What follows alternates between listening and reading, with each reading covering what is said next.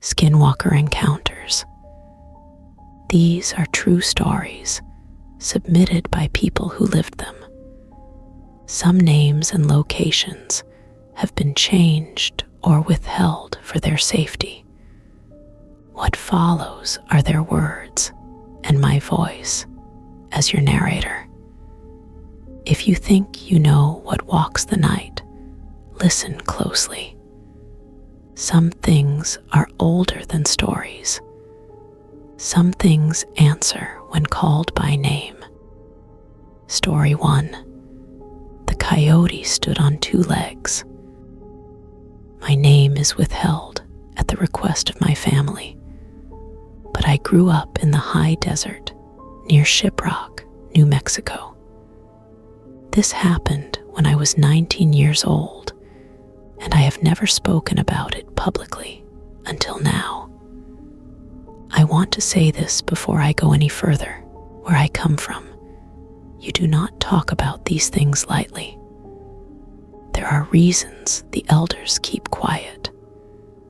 There are reasons we do not say certain names after dark, or even in the daylight, if we can help it. But I was asked to share what happened, and I think people need to know that these things are real. I was born in a small house, tucked away behind a line of old cottonwoods, their trunks twisted by the wind and the years. The reservation stretches for miles in every direction, and the landscape is mostly open, with red dirt roads winding between patches of sagebrush, scattered arroyos, and long, empty stretches of highway. The sun sets fast in the desert, and when the darkness falls, it is like a curtain pulled across the world. Most nights, the sky is clear, the stars so bright you can see shadows moving across the ground, cast by nothing you can see with your eyes.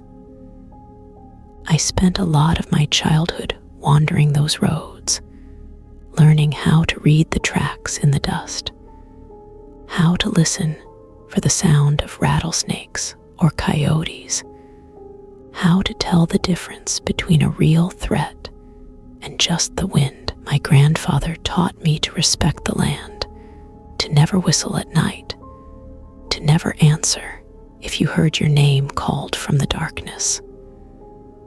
He told me there were things out there that did not belong to the daylight, that remembered every name ever spoken on this land.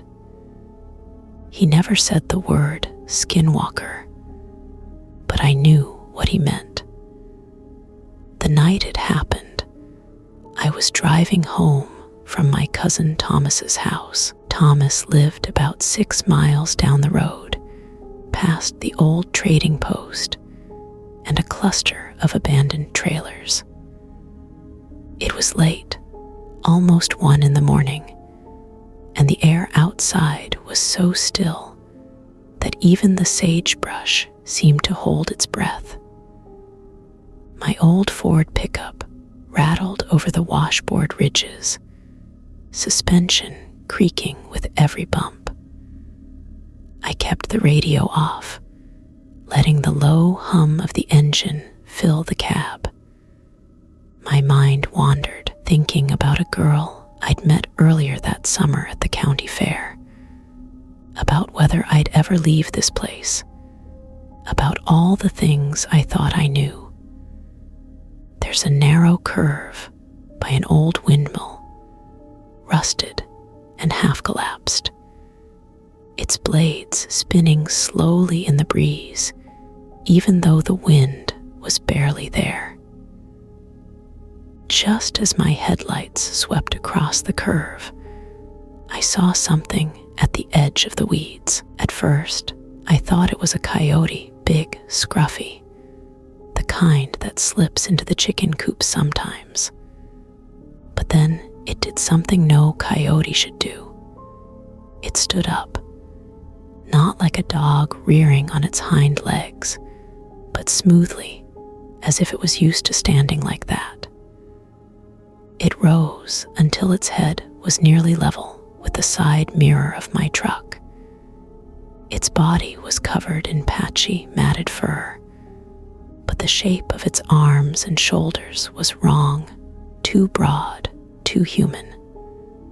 It turned toward me, and for a moment, I saw its eyes catch the light. They were not the eyes of an animal. They were too wide, too knowing, reflecting the headlights with a pale, silvery glow.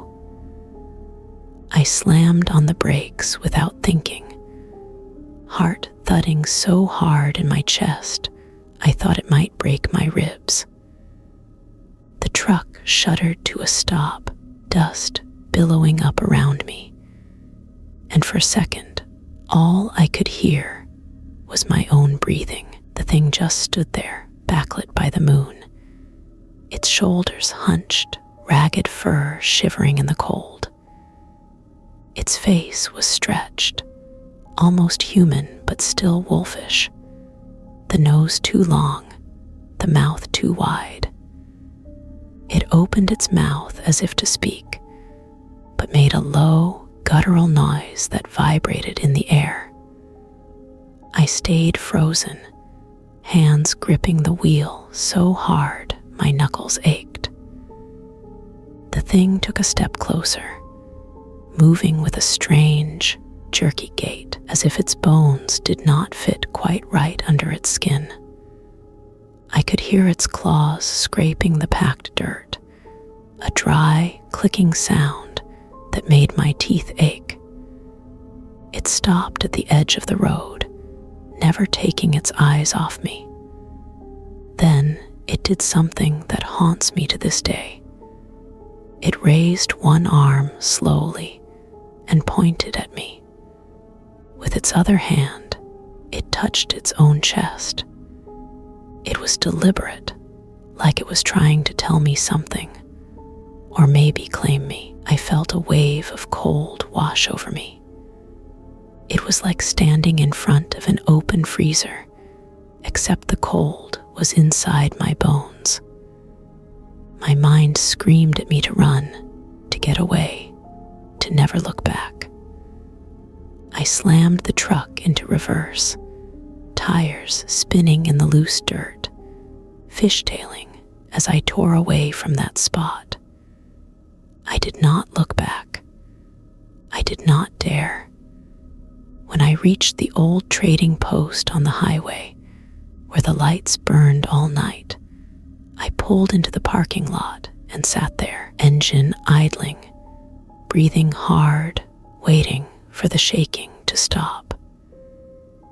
The parking lot was empty, except for an abandoned sedan, its windows dusty, a tumbleweed caught under the back bumper. I could see the lights of the highway in the distance, cars passing by every few minutes, but it felt like I was the only person left in the world. I checked the mirrors, half expecting to see that thing standing in the shadows, but the road behind me was empty. Still, I could not shake the feeling that I was being watched. I stayed at the trading post for nearly an hour, locked inside my truck, headlights on. I called Thomas, but there was no answer. I called my mother, but the call dropped before she could pick up. I left the engine running, afraid to step outside, afraid to turn the lights off. Eventually, the sky began to lighten at the horizon, and I forced myself to drive home. I took the long way, sticking to the main roads, never letting my speed drop below 40, even when the pavement ended. When I got home, my mother was waiting for me on the porch. She did not ask where I had been or why I looked so pale. She just nodded and told me to come inside, to sit by the fire, to drink some strong coffee. I did not sleep that day. I did not sleep for many nights after. For weeks, I saw shapes moving at the edge of the yard, just beyond the reach of the porch light. Sometimes I heard scratching at the windows, sometimes a low, guttural laugh that faded as soon as I tried to listen.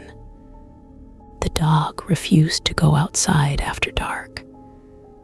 My little sister started having nightmares.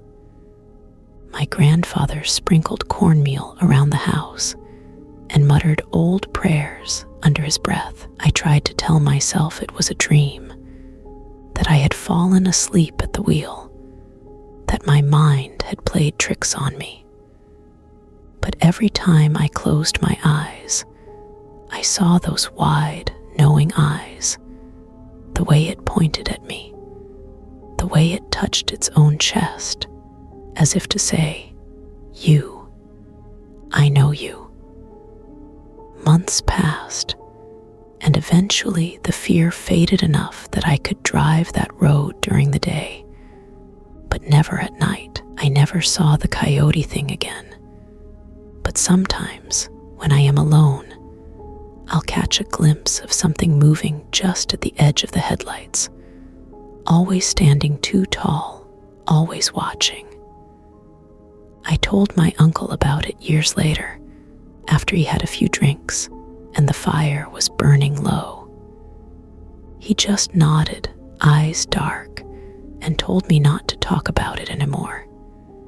He said, "If it knows your name, it knows where to find you." I changed my route home after that. I never told anyone else until now. You might wonder why I am telling you this after all these years. The truth is, I do not want anyone else to feel alone if they see something they cannot explain. I do not want anyone to think they are crazy.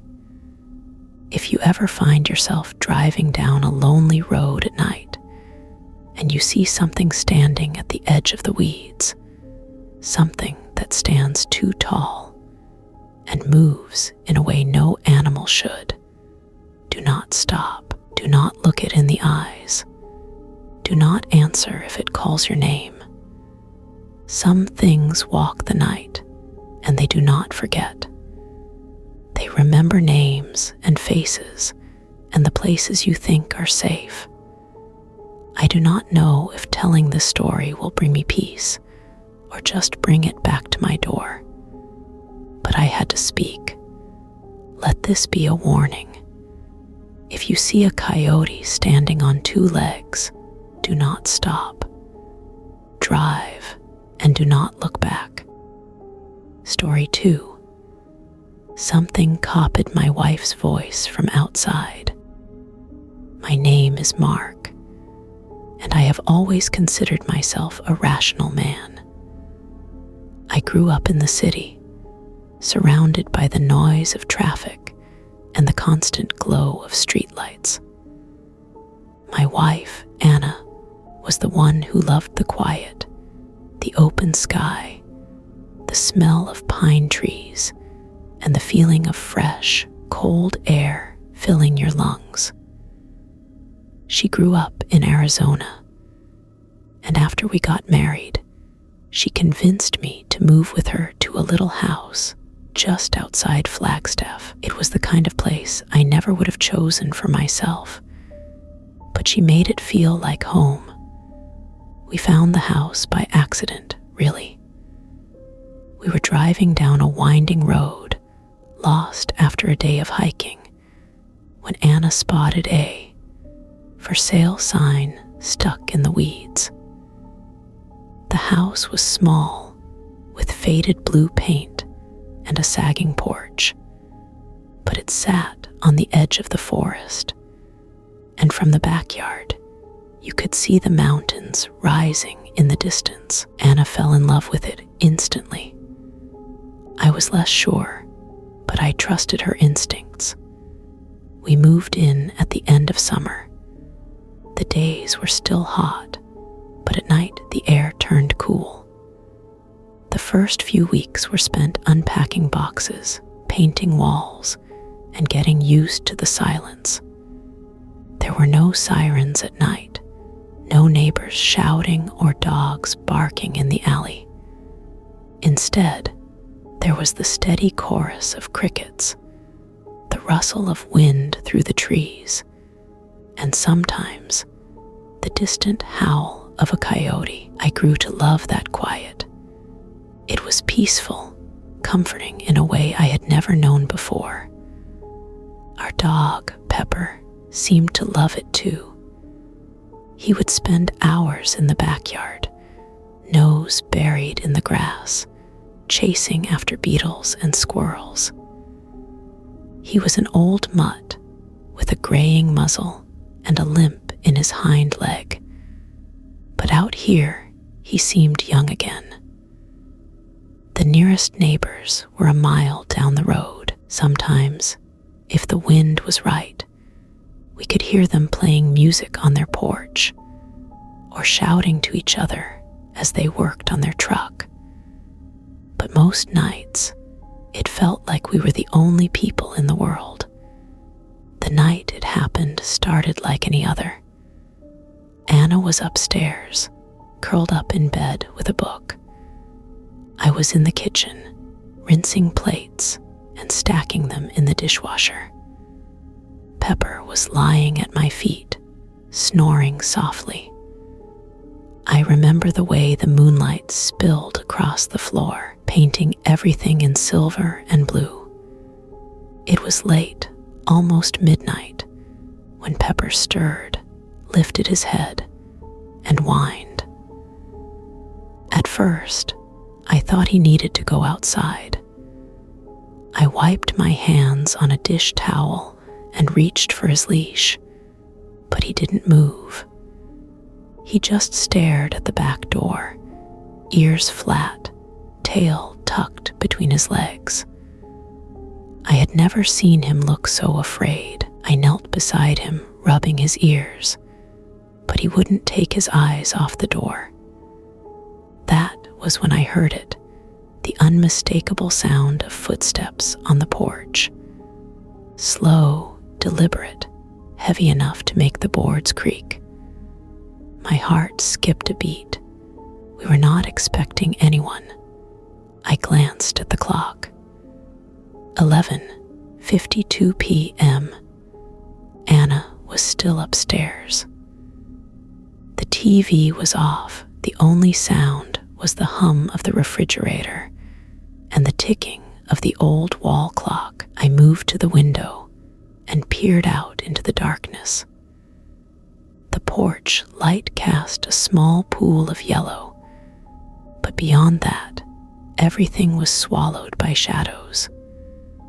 I could see nothing but the outline of the old swing and the cluster of potted plants Anna had arranged at the top of the steps. Then, clear as day, I heard Anna's voice from outside.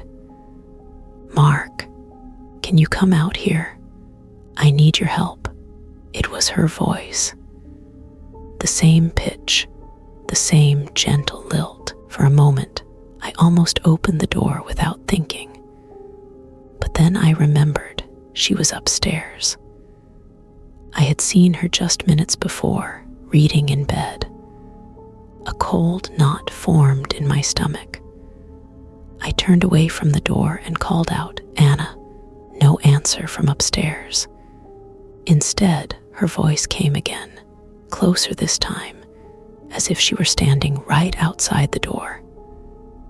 "Please, can you come out here?" Pepper whimpered, his whole body shaking. I felt a chill run down my spine, as if the temperature in the room had dropped 10 degrees in an instant. I forced myself to walk to the bottom of the stairs. "Anna," I called again, louder now. Finally, I heard her answer from the bedroom. "Yeah, what is it?" Relief flooded through me, but it only lasted a second. Because as soon as she spoke, I heard her voice again from the porch, calling my name a third time. "Mark, please come outside." I ran up the stairs 2 at a time, my heart pounding in my chest. Anna sat on the bed, her book in her lap, eyes wide. She looked at me and whispered, "Did you hear that?" She had heard it too. We sat together on the bed, lights off, listening to the house. The footsteps moved from the porch to the side of the house, slow and steady, circling. We could hear them crunching through the gravel, brushing against the siding. Then the voice came again, this time from the backyard, just beneath our window. "Mark, Anna, let me in." Anna squeezed my hand, her knuckles white. Pepper barked, a sharp, terrified sound. He pressed himself against Anna's legs, growling low in his throat. We stayed like that for what felt like hours, barely breathing, listening as the footsteps moved around the house in slow, deliberate circles. Sometimes the voice would call out, always in Anna's tone, begging or pleading or laughing in a way that made my skin crawl. At one point, it started repeating our names over and over, faster and faster, until the sound blurred into a single, desperate wail. Then, suddenly, silence. We waited, hearts pounding, too afraid to move. When the sun finally began to rise, we dared to look outside. The porch was empty, the swing motionless. But in the soft dirt beneath the window, we found tracks, long, narrow, with too many toes, pressed deep into the mud. Anna wanted to call the police, but I knew there was nothing they could do. What could I say? That something had come in the night, wearing her voice like a mask. For days afterward, Pepper refused to go outside. Anna barely slept. Every time the wind rattled the windows or a branch scraped against the siding, we jumped. We moved out 2 weeks later, leaving most of our things behind. I never told our new neighbors why we left so suddenly. But some nights, when the house is quiet and the only sound is the whisper of the wind, I think I still hear Anna's voice calling from the darkness, begging to be let in. If you ever hear your own name called from outside and you know you are alone, do not answer. Do not open the door. Some things are waiting, and they know exactly what voice to use. I wish I could say that what happened that night was the end of it. But the truth is, it was only the beginning. The day after, Anna and I tried to go about our routines, but everything felt off. The house was colder than usual, even though the sun was shining outside. I found myself glancing over my shoulder constantly, jumping at every unexpected sound. Anna moved through the rooms as if she were afraid to touch anything, afraid she might disturb whatever presence still lingered. That afternoon, I went outside to check the property. I walked the perimeter, following the fence line that separated our backyard from the endless tangle of trees beyond. I looked for any sign of animals, for broken boards or disturbed dirt, but all I found were more of those strange tracks. They seemed to circle the house, weaving through the garden, pausing beneath every window. I bent down to examine one of them.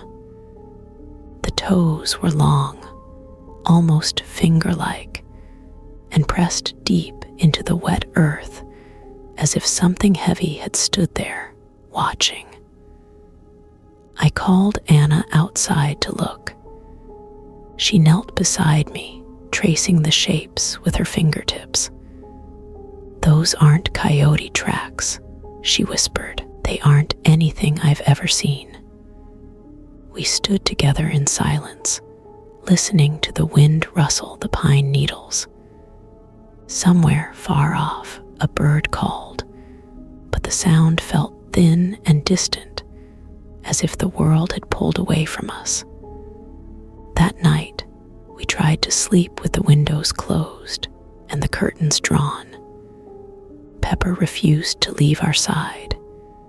He lay at the foot of the bed, growling at shadows, every muscle tense. I lay awake for hours, staring at the ceiling, counting the slow, even breaths of my wife beside me. Just after midnight, I heard the voice again. It was faint at first, almost a whisper, coming from somewhere outside the bedroom window. "Mark," it called. "Anna, please, I'm so cold." I sat up, heart hammering in my chest. Anna was already awake, eyes wide and wet with fear. The voice grew louder, more insistent. "It's me. Let me in. I need you." Pepper barked, a sharp, desperate sound. He pressed himself against the door, as if trying to block whatever was outside from coming in. I wanted to believe it was just a dream, a leftover fragment of last night's terror. But then I heard the doorknob downstairs rattle, softly at first, then more violently. The voice shifted, growing angry. "Let me in," it demanded, the words slurred, as if spoken through a mouth full of broken teeth. Anna clutched my hand. "Don't go down there," she whispered. I nodded, but I knew I had to check. I crept out of the bedroom, grabbing the baseball bat I kept in the hall closet. Pepper followed close behind, his fur bristling. The stairs creaked under my weight. The house was dark, every shadow stretched and twisted. I reached the bottom step and listened. The rattling had stopped, but I could hear breathing, slow, heavy, just on the other side of the door. I pressed my ear to the wood. The voice was right there, inches away. "Mark," it whispered, softer now, pleading. "Please, I'm hurt, help me." I squeezed the bat so hard my knuckles hurt.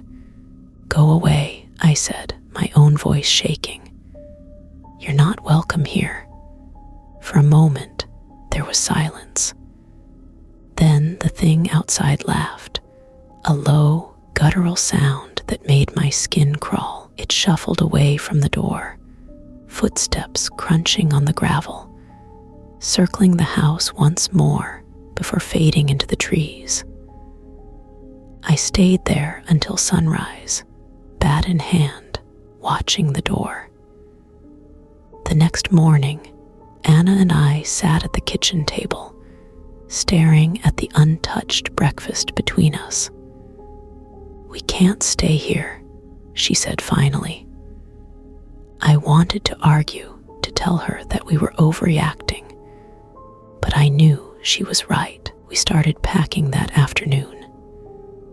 Every time I carried a box to the car, I felt eyes on me, watching from the tree line, just beyond the fence. Pepper barked at nothing, pacing the porch until Anna called him inside. While I was loading the last box, I heard the voice again, this time from the woods. "Mark, Anna, don't leave, come back, come back." I dropped the box and ran inside. Anna was already by the door, keys in hand, tears streaking her cheeks. We left that evening, driving until the mountains were nothing, but shadows in the rearview mirror. We never went back. But sometimes, late at night, I wake to the sound of Anna's voice calling from outside, soft and pleading. I reach for her, and she is there beside me, breathing slow and steady. But the voice outside keeps calling, and I know it is still waiting. If you ever hear your own voice, or the voice of someone you love, coming from the darkness, don't answer. Don't open the door. Some things can wear any face, any voice. Some things know exactly what you fear. After we left the house, Anna and I moved in with her sister in Phoenix. The city was loud, bright, and crowded, a world apart from the quiet isolation we'd left behind. For a while, it felt safer. The constant hum of traffic and the neon glow outside the window were comforting in a way I never expected. I told myself that whatever had happened out there in the forest was over. I told myself it couldn't follow us here, but the fear lingered like a bruise that never faded. Anna hardly spoke about it. She busied herself with work, long walks with Pepper, and helping her sister around the apartment. At night, though, I could tell she was still listening, head cocked, eyes scanning the shadows, waiting for a voice that never came. I struggled to sleep. Every time I closed my eyes, I was back in that house, standing at the window, listening to my own name drifting up from the darkness. Sometimes I dreamed I was outside, standing in the cold dirt, looking up at the house. I could see Anna through the window, calling my name, but when I tried to answer, my voice wouldn't come. I would wake up sweating, heart racing, Anna's hand on my shoulder. One night, after a particularly bad dream, I woke to find Anna sitting on the edge of the bed, staring out the window. "Could you sleep?" I asked, my voice barely more than a whisper. She shook her head. "It's too quiet," she said. "Even here. Sometimes I think I hear it anyway, calling my name, calling yours." I wanted to tell her that she was just remembering, that it was nothing but leftover fear, but I couldn't bring myself to say the words. I knew she wouldn't believe me. I barely believed myself. We tried everything to forget, to move on, to reclaim some sense of normalcy. We visited friends, went to movies, threw ourselves into work. But the memory of that voice, the way it twisted Anna's gentle tones into something desperate and hungry, stayed with us. Months passed. Pepper seemed to recover faster than we did. He grew used to apartment life, making friends with the other dogs in the building, barking at delivery trucks instead of shadows. Sometimes I envied him, his ability to move past what had happened without carrying it like a weight.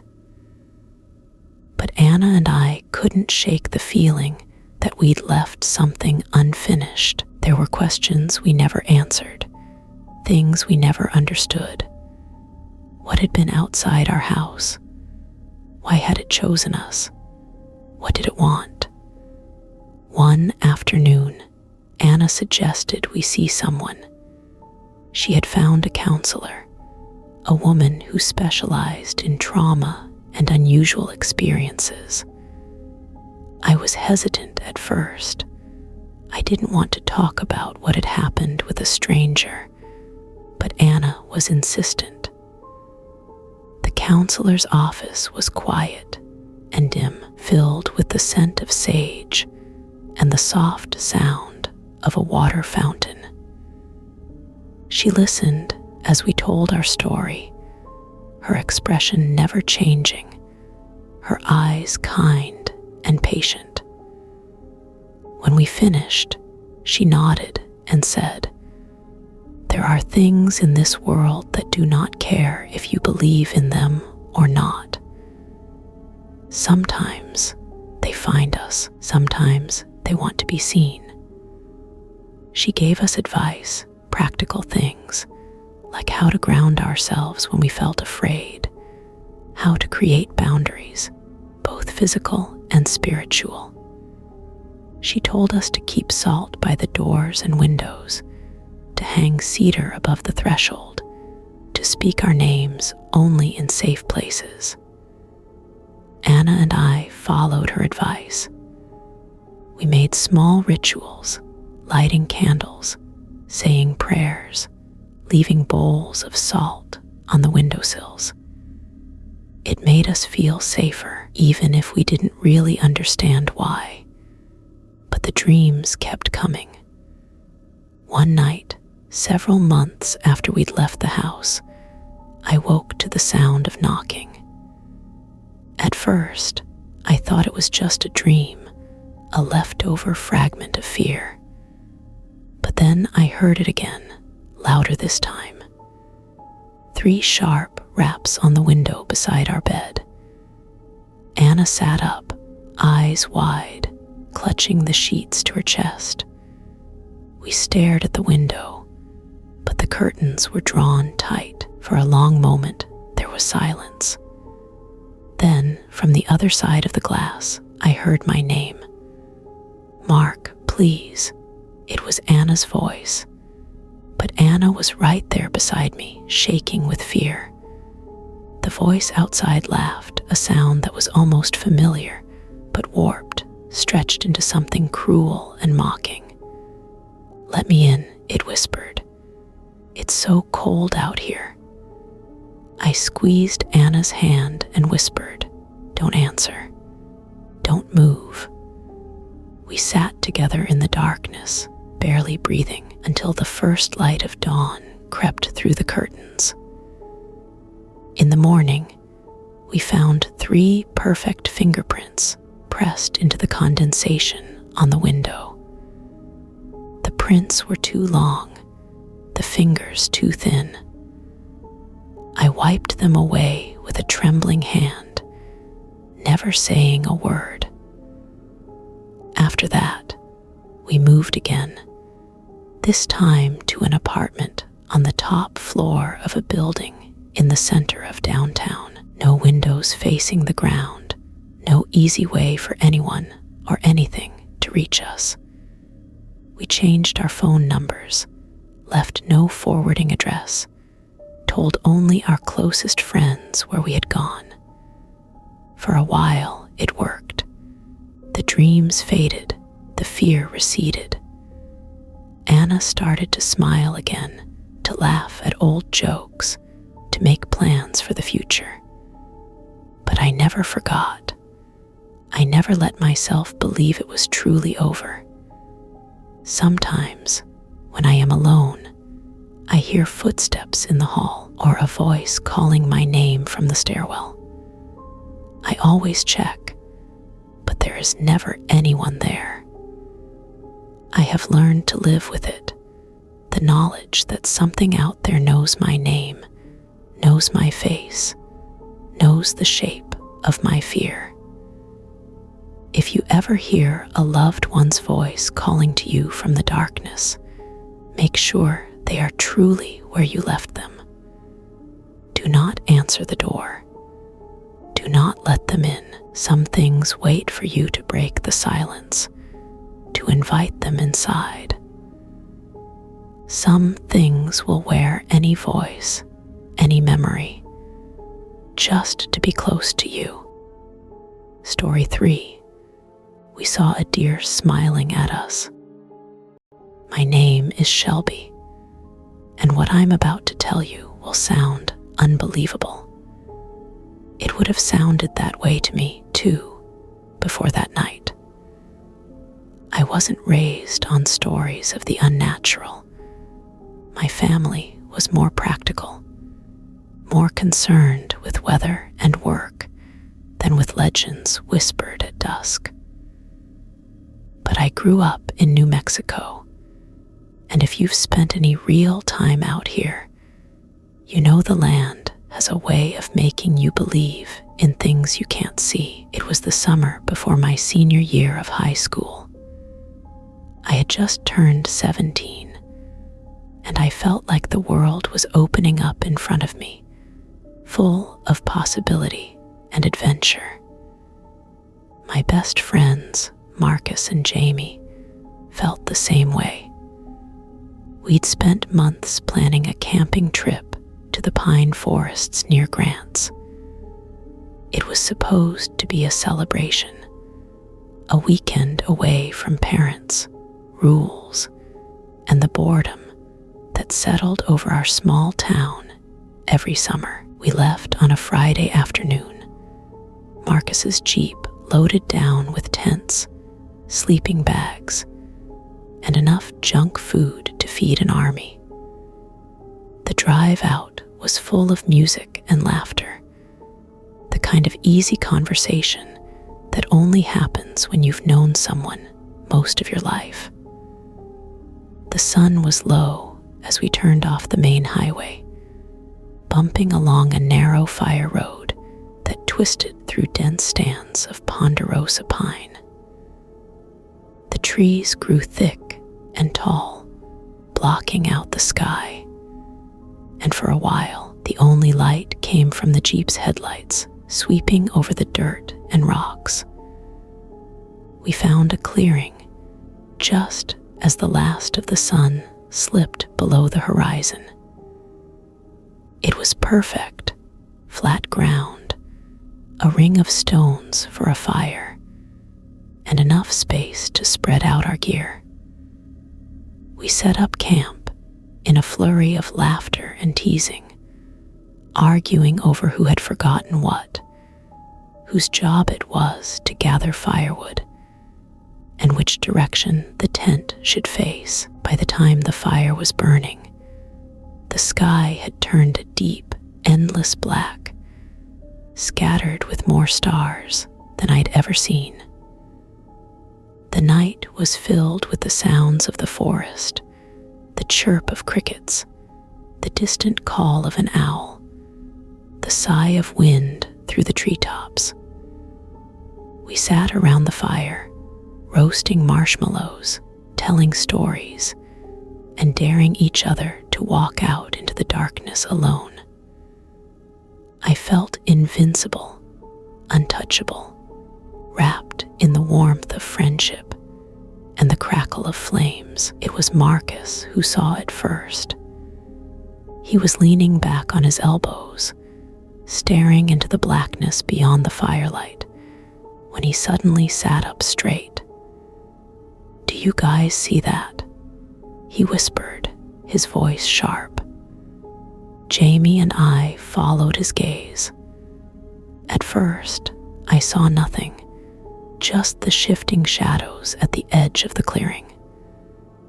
But then, a shape emerged from the trees. It was tall, thin, with a rack of antlers that looked too heavy for its delicate neck. Its eyes glowed in the firelight, cold and unblinking. My first thought was that it was a deer, maybe a buck, come to investigate our camp. But as it stepped forward, I saw that its legs were bent at strange angles, the joints too high and the knees pointing the wrong way. It moved awkwardly, as if each movement was an experiment, a test of muscles and tendons that didn't quite fit together. The deer stopped at the edge of the clearing, half in shadow, half in light. It watched us in silence, its head tilted to one side. I remember feeling unsettled, but I tried to laugh it off. "It's just a deer," I said, forcing my voice to sound casual, probably looking for food. But Jamie shook his head. "Look at its mouth," he whispered. I did. At first, it seemed normal, soft lips, twitching whiskers, but then slowly, the corners of its mouth began to curl upward. Its lips peeled back, revealing a row of teeth, too many, too white, too sharp. The deer was smiling at us. My stomach dropped. I couldn't look away. The smile stretched wider, impossibly wide, until it looked more like a grimace, a mask of something that wanted desperately to be human, but didn't quite know how. None of us moved. The fire popped and crackled, throwing sparks into the air. The deer took a step forward, its hooves silent on the grass. Its eyes shone, reflecting the flames, and I felt a wave of cold roll over me, as if the fire had suddenly gone out. Marcus whispered, "We should go." But none of us could move. We were trapped, pinned by the thing's gaze. It circled the clearing, never breaking eye contact, its legs moving in that strange, jerky rhythm every time it passed through the shadows. Its shape seemed to change, sometimes taller, sometimes thinner, the antlers growing and shrinking, the smile twisting into something that looked like hunger. The deer stopped just beyond the reach of the firelight. It tilted its head again, and in a voice that was almost human, almost familiar, it spoke. "Shelby," it said. My blood turned to ice. I had never heard my name spoken with such intent, such malice. It sounded like my mother's voice, but wrong, warped, echoing, hollow. The deer's smile grew wider. Marcus, Jamie, it knew us. For a long moment, none of us breathed. The only sounds were the soft crackling of the fire and the distant wind stirring the pine needles. My mind fought to make sense of what I was seeing and hearing. A deer couldn't speak. It couldn't know our names, but there it stood, impossibly tall and thin, its antlers scraping the low branches, its eyes locked onto us with an intelligence that sent chills racing down my spine. Jamie was the first to move. He scrambled to his feet, knocking over his camp chair. "This isn't funny," he said, voice trembling. "Who's out there? Is someone messing with us?" The deer's smile never faltered. If anything, it grew wider, the flesh around its lips stretching in a way that looked painful, impossible. "Come closer," it whispered. And this time the voice sounded like Jamie's sister, high and sweet, the way she called him home for dinner when we were kids. Marcus grabbed my arm, his fingers digging into my skin. "We need to leave. Now." I nodded, but my body felt heavy, as if the air itself had thickened, pressing me down. I forced myself to my feet, shoving my sleeping bag and flashlight into my pack with shaking hands. Jamie was already moving, gathering his things in frantic, jerky motions. The deer stepped forward, its head lowering, antlers gleaming in the firelight. "Don't go," it said, and now the voice was my own, echoing back at me from the darkness. Stay with me." Panic surged through me. I kicked dirt over the fire, sending a plume of smoke and sparks into the air. Marcus and Jamie followed, stamping out the last of the flames. The darkness rushed in, thick and absolute. I fumbled for my flashlight, fingers numb, and managed to switch it on. The thin beam of light caught the deer's face, and for a split second, I saw something behind its eyes, a flicker of something ancient, hungry, and full of hate. We backed away, never taking our eyes off the creature. It watched us, head cocked, smile frozen on its face. "Come back," it called, voices overlapping, twisting together my mother's, Jamie's sisters, Marcus's fathers, all the people we loved. "Don't leave me alone." We turned and ran, crashing through the underbrush, tripping over roots and fallen branches. The forest seemed endless, the trees crowding in on all sides. I heard Marcus behind me, cursing and gasping for breath, and Jamie just ahead, his flashlight bobbing wildly. The thing followed us. I could hear its hooves pounding the earth, the scrape of antlers against bark, the sound of its voice weaving through the trees.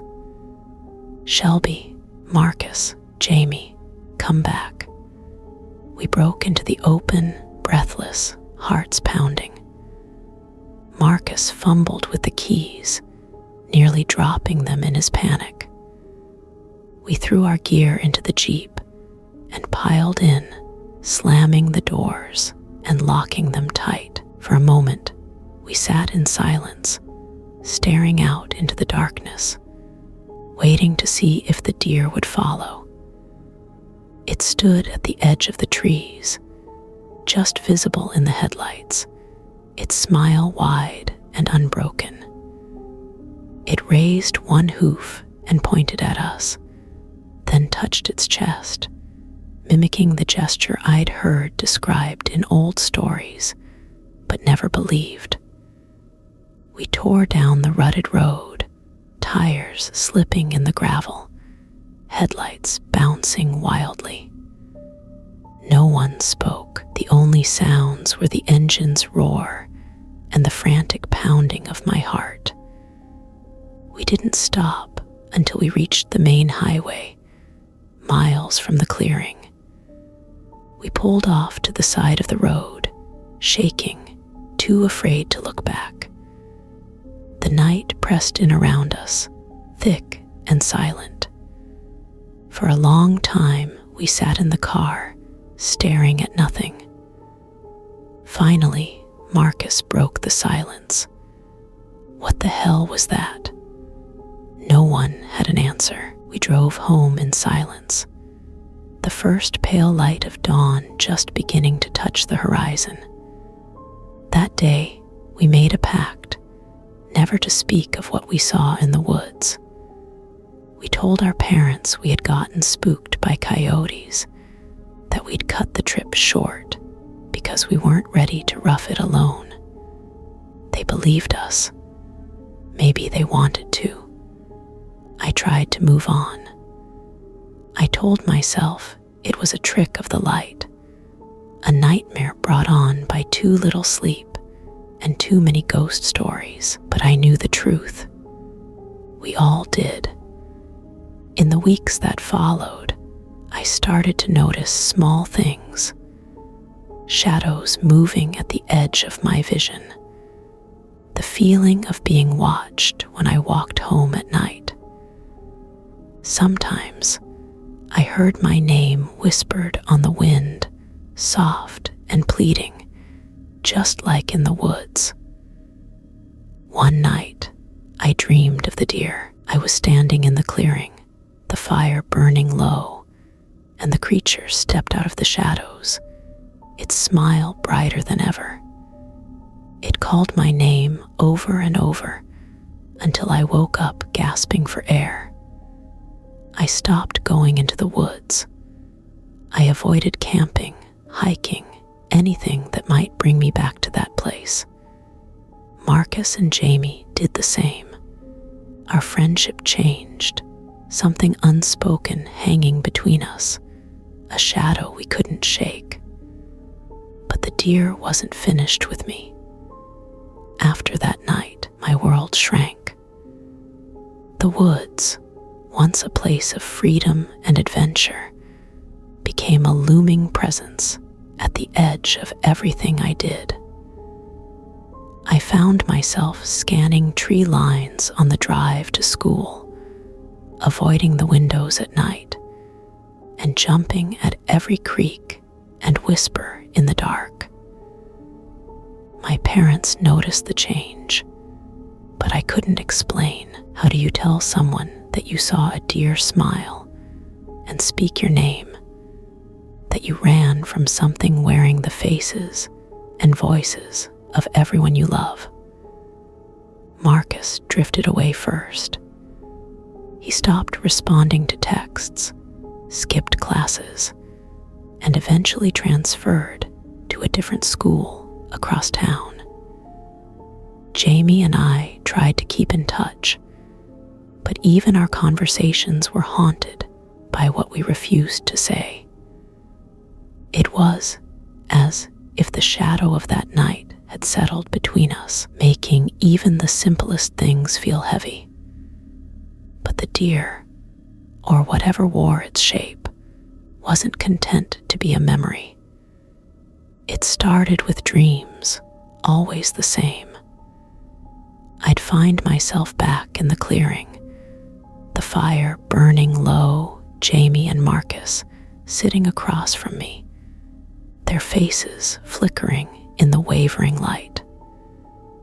The deer would stand at the edge of the trees, just out of reach, its eyes locked on mine. It would smile, slow and deliberate, and take a step closer. My friends would look at me, their eyes pleading, but their mouths sewn shut with invisible thread. I'd wake up gasping, heart pounding, the taste of smoke thick in my throat. Each time I would bolt upright, certain that I'd hear my name whispered from the hallway or see antlers silhouetted against the curtains.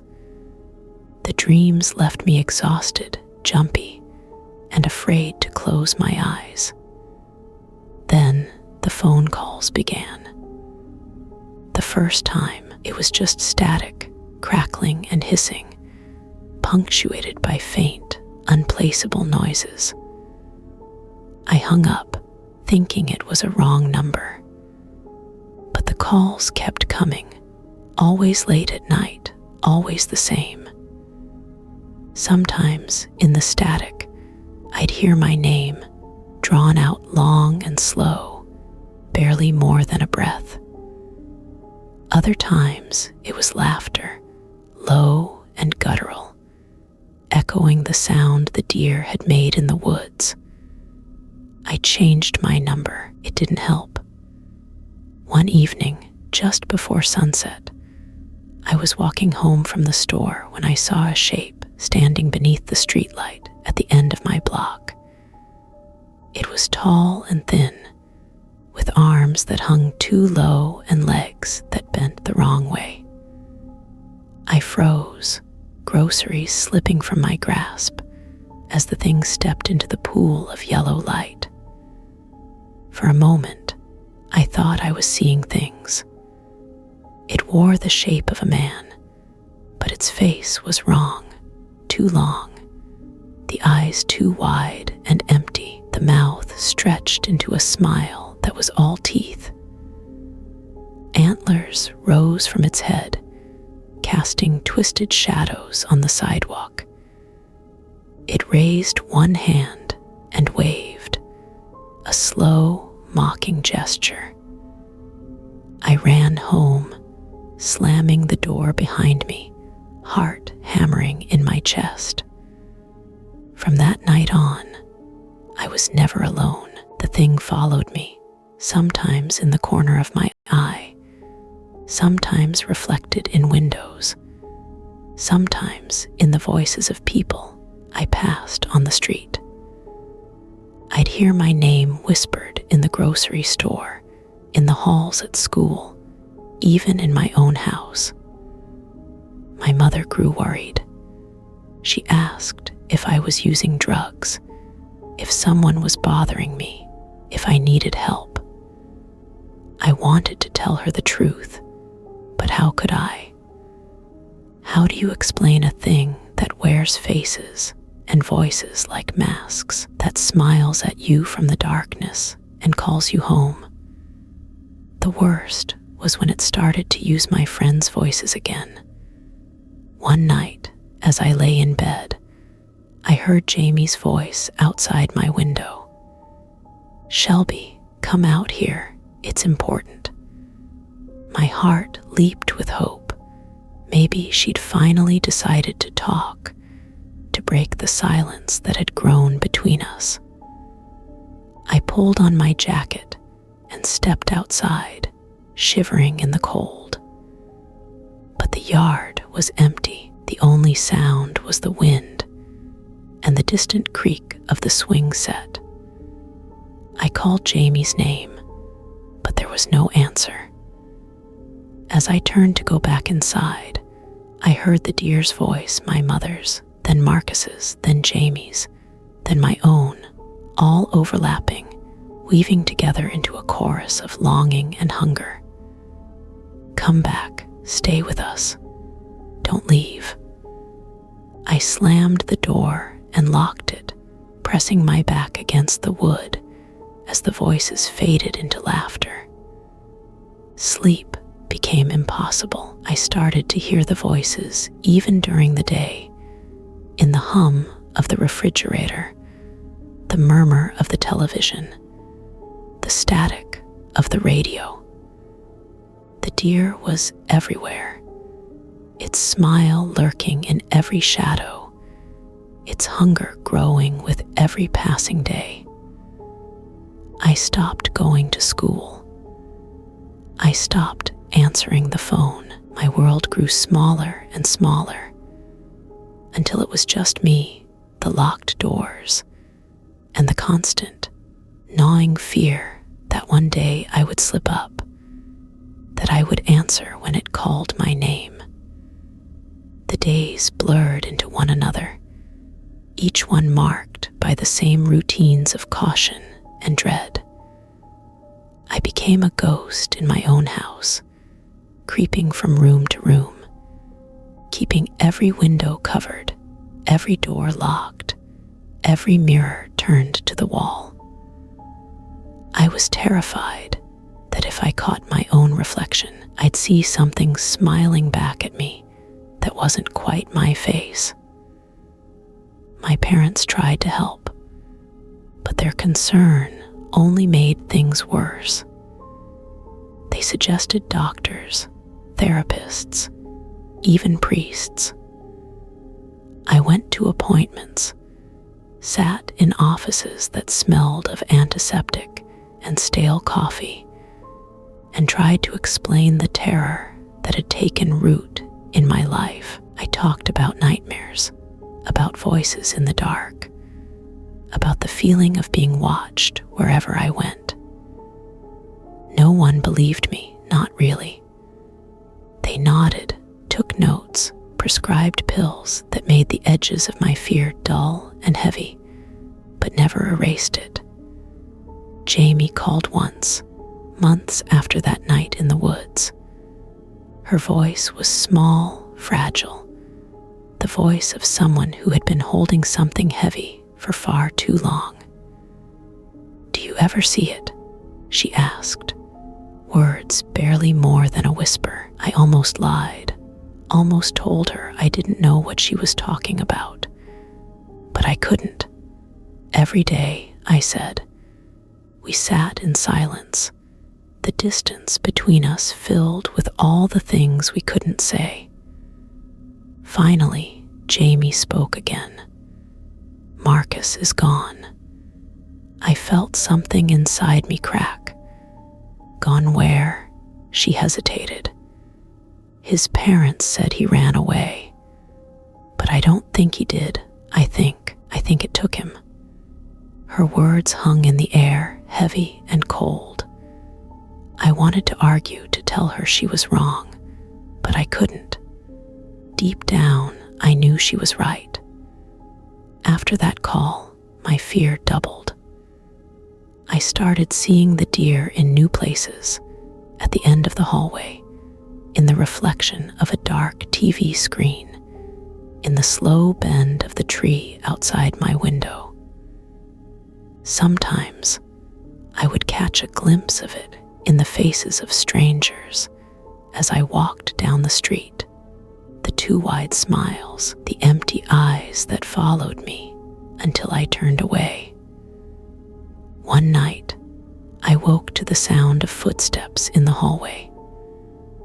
At first, I thought it was my dad getting up for a glass of water, but the steps were wrong, too slow, too deliberate, as if whoever they belonged to was savoring each moment.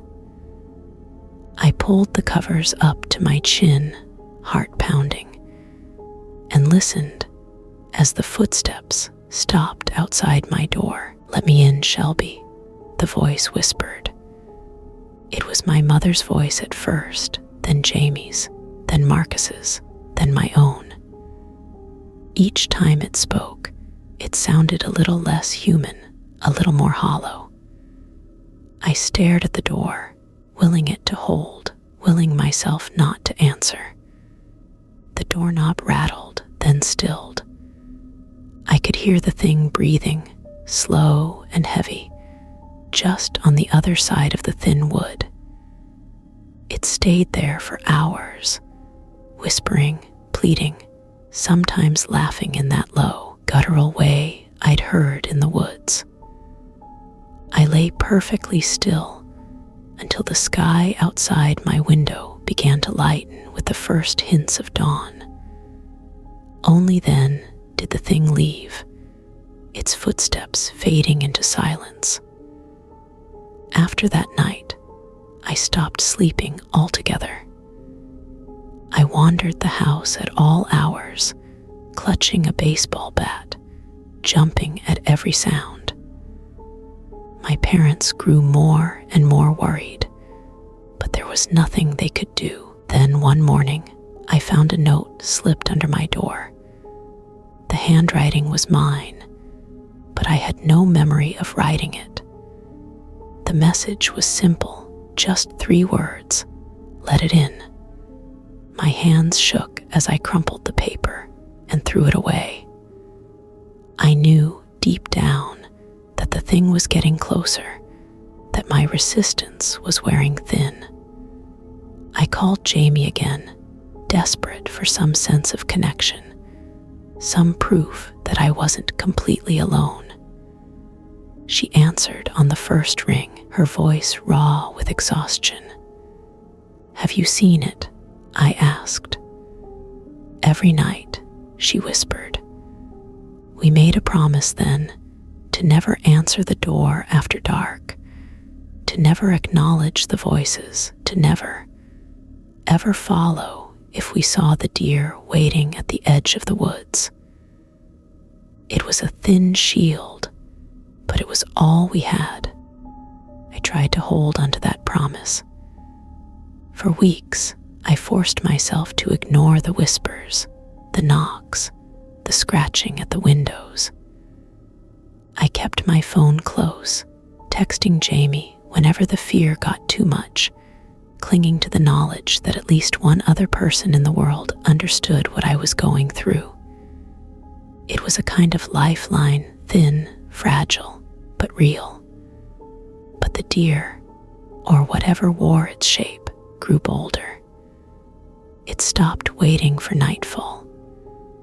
Sometimes, I'd see it in broad daylight, standing in the field behind our house, its antlers tangled in the telephone wires, its eyes locked on mine. Other times, I'd spot it in the school parking lot, half hidden behind a cluster of cars, its body flickering in and out of focus like a bad signal on an old TV. I stopped telling people what I saw. The few times I tried, they just looked at me with pity, or worse, fear. My parents started whispering when they thought I couldn't hear, talking about therapy, medication, maybe even sending me away to stay with relatives in another state. The idea of leaving home both terrified and relieved me. Part of me wondered if distance would help, if the thing could follow me beyond the boundaries of our little town. Another part knew it didn't matter. It knew my name. It knew where to find me. One afternoon, as I walked home from school, I felt a presence behind me. I glanced over my shoulder and saw the deer pacing me on the other side of the street, its long legs moving in that unnatural, jerking gait. No one else seemed to notice. I sped up, heart hammering, but it matched my pace, always just out of reach. When I reached my driveway, it stopped. It stood perfectly still, its head tilted, its smile impossibly wide. "Shelby," it called, its voice echoing off the houses, bouncing down the empty street. This time, the voice was mine, my own words, my own inflections, twisted into something mocking and hungry. I ran inside, slamming the door and locking it behind me. I pressed my back against the wood, listening as the thing laughed, low and guttural, before fading away. That night, I dreamed of the clearing again. The fire was dead, the woods silent. The deer stood at the edge of the trees, its eyes burning in the darkness. Jamie and Marcus were there too, their faces blank, their mouths sewn shut. The deer called my name over and over, each time a little louder, a little more desperate. When I woke, my throat was raw from screaming. The next day, Jamie didn't answer my texts. She didn't show up at school. I heard from her mother that she'd been found wandering the woods at sunrise, barefoot and disoriented, her clothes torn and her arms scratched and bleeding. She didn't remember how she'd gotten there, or why she'd left the house in the middle of the night. I visited her in the hospital. She looked small and fragile in the bed, her eyes hollow and distant. "It called me," she whispered when we were alone. "It called me, and I answered." Tears filled my eyes. I wanted to reach out, to comfort her, but I didn't know how. Jamie grabbed my hand, her grip surprisingly strong. "Don't let it in, Shelby. No matter what it says, no matter what face it wears." I promised her I wouldn't, but even as I spoke the words, I could feel the deer's smile stretching inside my mind, its hunger growing. The following weeks passed in a blur of fear and exhaustion. I barely slept, barely ate, barely spoke to anyone. My parents grew more desperate, their worry sharpening into anger. They blamed Jamie, blamed Marcus, blamed the woods, blamed anything but the thing that haunted me. One evening, as the sun set behind the trees, I sat on my bed staring at the wall. The room was silent, heavy with the weight of everything I'd lost. Suddenly, the air shifted, a chill creeping in, carrying with it the scent of earth and rot. I turned to the window and saw the deer standing outside, its antlers scraping against the glass. Its eyes met mine, and for a moment, I felt something inside me break, a dam I'd built to hold back the fear, the grief, the loneliness. "Shelby," it whispered, its voice gentle, coaxing. "Let me in. I can make it all stop. I can give you back what you lost." I closed my eyes, shaking, struggling to resist the pull of its words. I thought of Jamie, of Marcus, of the promise we'd made. I forced myself to remember the way the thing's smile had twisted into something monstrous, the way its voice had stolen the people I loved. When I opened my eyes, the deer was gone. The room was empty, silent again. But I knew it would be back. After that night, the boundaries between waking and dreaming became blurred. Sometimes I would wake in the middle of the night, heart hammering, convinced I'd heard antlers scraping against the wall or hooves crunching in the grass outside my window. Sometimes I'd catch myself staring out into the darkness, searching for the glint of inhuman eyes, for the shape of those twisted legs just beyond the edge of the porch light. Even sunlight didn't bring relief. Shadows seemed to follow me everywhere, stretching long and thin across the floor, flickering at the corners of my vision. I stopped going outside, except for school, and even then, I hurried from building to building, never lingering near the tree line, never letting myself daydream while staring out the windows. I carried salt in my pocket, a habit I'd picked up from Jamie's grandmother, who'd once told us stories about old spirits and protective circles. It felt silly, but I was desperate for anything to keep the deer away. My dreams grew stranger, more vivid. I would walk through endless forests, the trees closing in around me, the ground soft with rot and old bones. Sometimes I would find myself back in the clearing, the fire cold and dead, Jamie and Marcus nowhere in sight.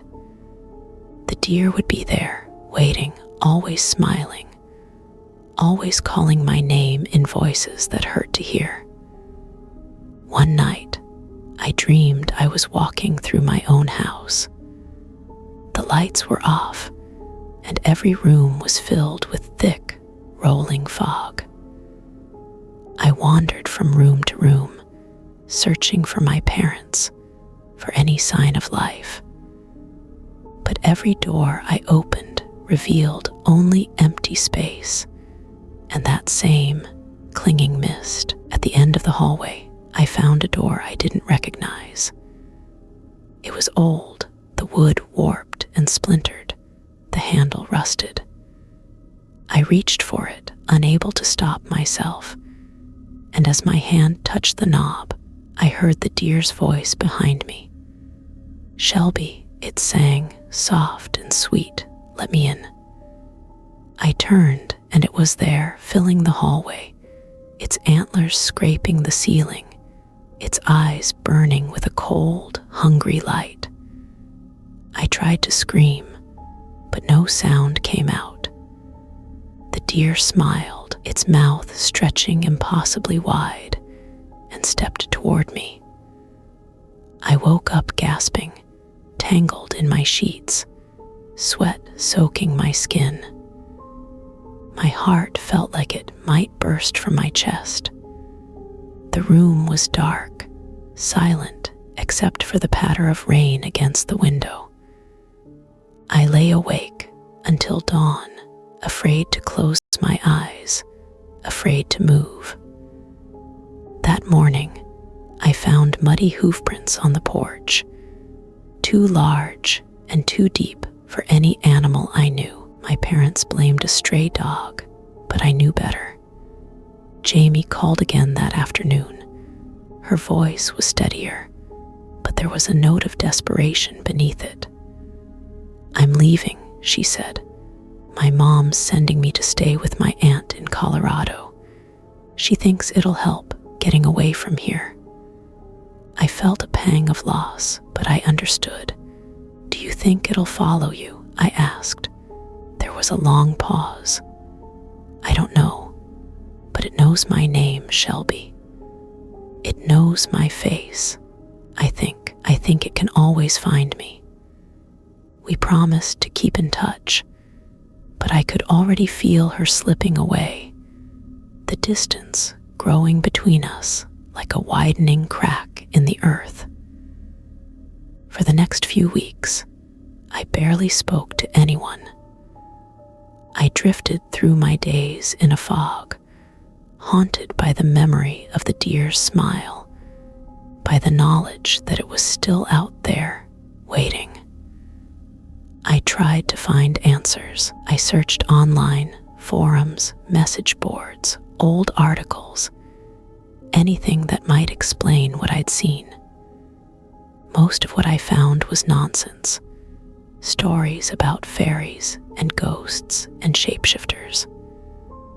But every now and then, I came across something that felt familiar.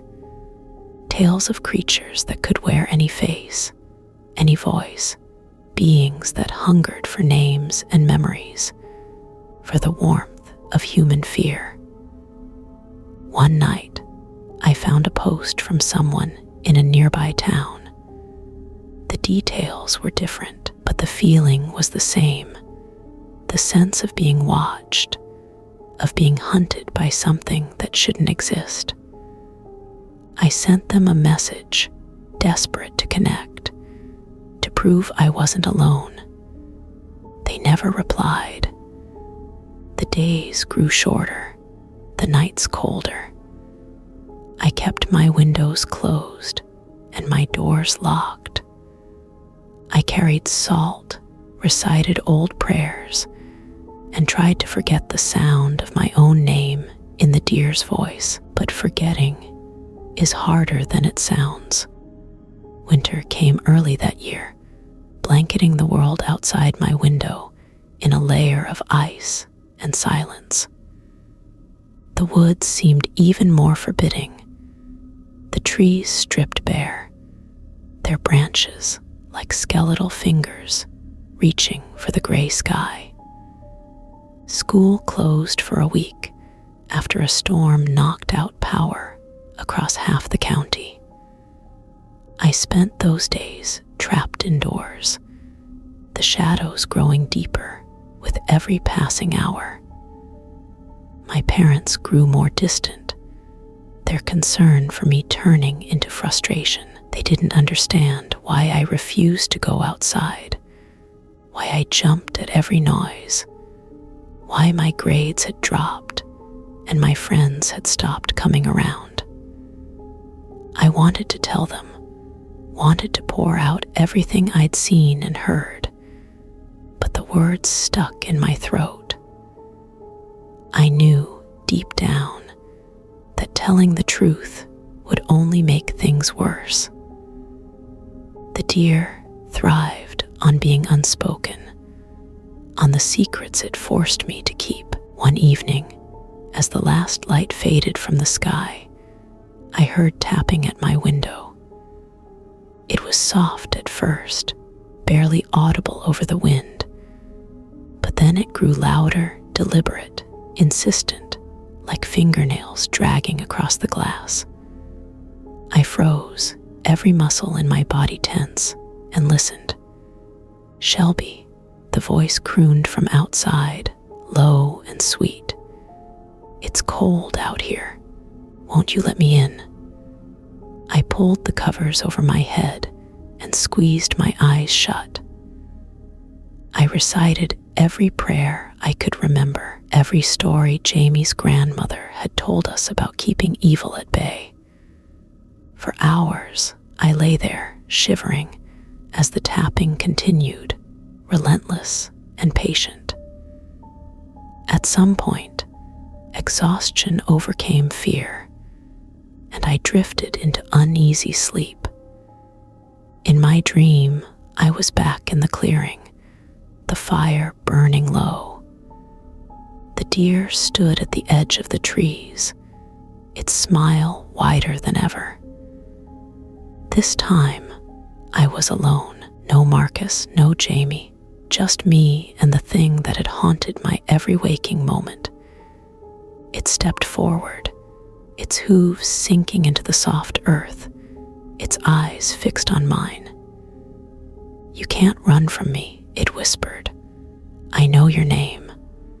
I know your heart. Let me in, Shelby. Let me in." I woke with a start, my body soaked in sweat. The tapping was gone, but the fear lingered, a heavy weight pressing down on my chest.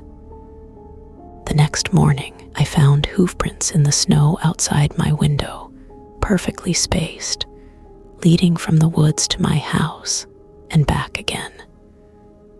My parents blamed deer, real deer, for the tracks. I didn't argue. I spent the rest of that winter in a daze, moving through my days like a sleepwalker. I stopped dreaming, or maybe I just stopped remembering my dreams.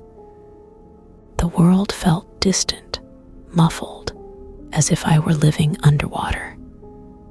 Spring arrived with little fanfare. The snow melted, revealing dead grass and fallen branches, the detritus of a long, hard season.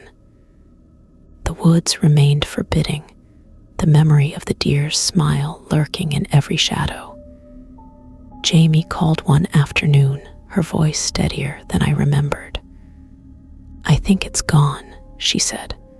"I haven't seen it in weeks." I wanted to believe her, but I couldn't. "Do you feel safe?" I asked.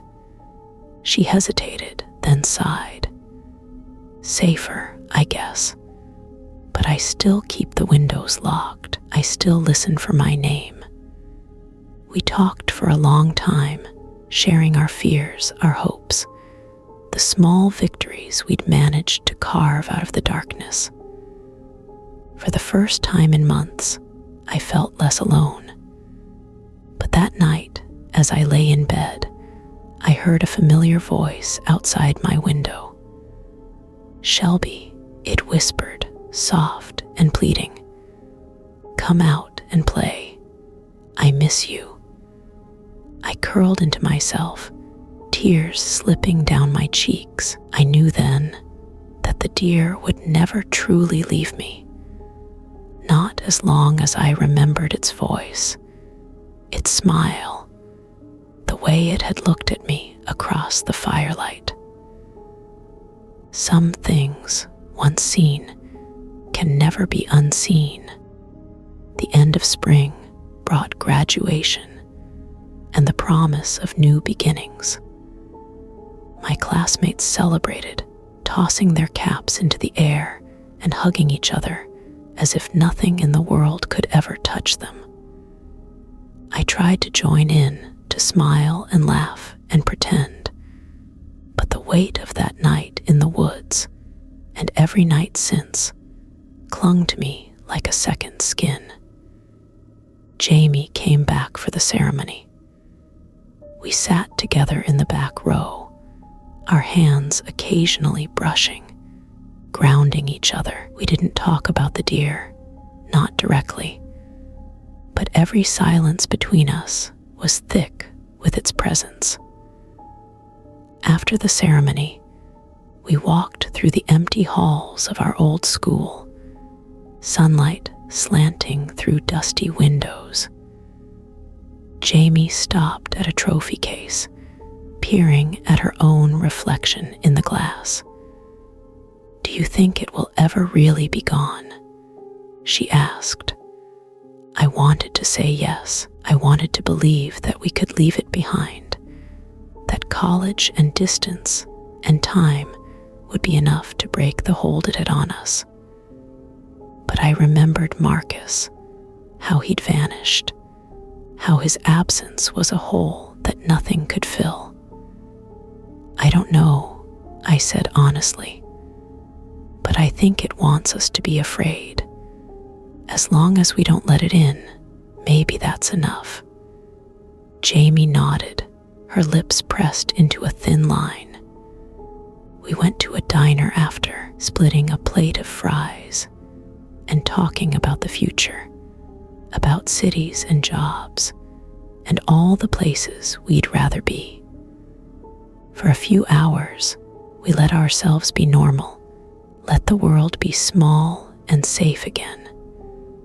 But as dusk settled over town, the shadows stretched long. I caught myself glancing out the window, watching the edge of the woods for movement, for the flicker of antlers, or a flash of 2 white teeth. That night, Jamie stayed at my house, sleeping on the floor in a makeshift bed of blankets and pillows. We kept the lights on, the windows locked, a circle of salt around the door. We didn't speak as we drifted off, but I knew she was awake just as I was, listening, waiting. In the early hours, I dreamed one last time of the clearing. The fire was gone, the woods silent. The deer stood before me, its smile gone, its eyes sad, almost mournful. "You'll never forget me," it said, voice gentle as a sigh. "But you don't have to be afraid." I woke in the gray light of dawn, Jamie breathing softly nearby. A sense of calm washed over me, not peace exactly, but a kind of acceptance. I knew the fear would never fully fade, that the deer would always haunt the edges of my mind. But I also knew I wasn't alone. Jamie and I said our goodbyes that afternoon. She left for Colorado, and I packed for college in Santa Fe. The world felt bigger than before, full of roads and cities, of people who had never seen the things we had. I still carry salt in my pocket. I still listen for my name on the wind. But I try to live. I go to class. I make new friends. I let myself laugh. The deer's smile is never far from my thoughts, but it no longer rules me. Sometimes, on restless nights, I walk outside and stare at the stars. I let the silence settle around me, thick and deep, and I remember the lesson the deer taught me. Some things you survive, not by forgetting, but by refusing to let them in. If you ever find yourself in the woods at night and see a deer smiling at you, run. If it calls your name, do not answer. If it wears the faces of those you love, remember, their love would never call you from the dark. I am Shelby. I survived, but I will never be the same. Story 4. The thing at the fence wanted to be let in. My name is Daniel, and my earliest memories are of the ranch near Gallup, New Mexico, a place where the land is old, and the nights are sometimes so quiet they seem to swallow every sound. My family's house sits on a gentle rise above the fields, a patchwork of pastures, dusty roads, and the weathered boards of outbuildings that have stood for decades. The house itself is simple, built by my great-grandfather, full of creaking floors and rooms that always smelled faintly of earth and cedar. It's a place that feels safe, or at least it always did, until the night something came to our fence and asked to be let in. I grew up surrounded by stories, Some told in hushed voices at the kitchen table. Some passed down in the rhythms of chores. Others whispered as warnings before bedtime. My grandparents were firm believers in the old ways. They taught us to sprinkle cornmeal at the door, to hang cedar above the windows, to never whistle after dark, and never, ever answer a voice calling from outside unless you could see who it was. Most of my childhood, I figured these were just superstitions. The kind of rituals all families have, meant to keep us close, to remind us of where we came from. I was practical, grounded in the work of the ranch, feeding animals, fixing fences, watching the weather. But there were moments when the land felt different, charged with something I couldn't explain.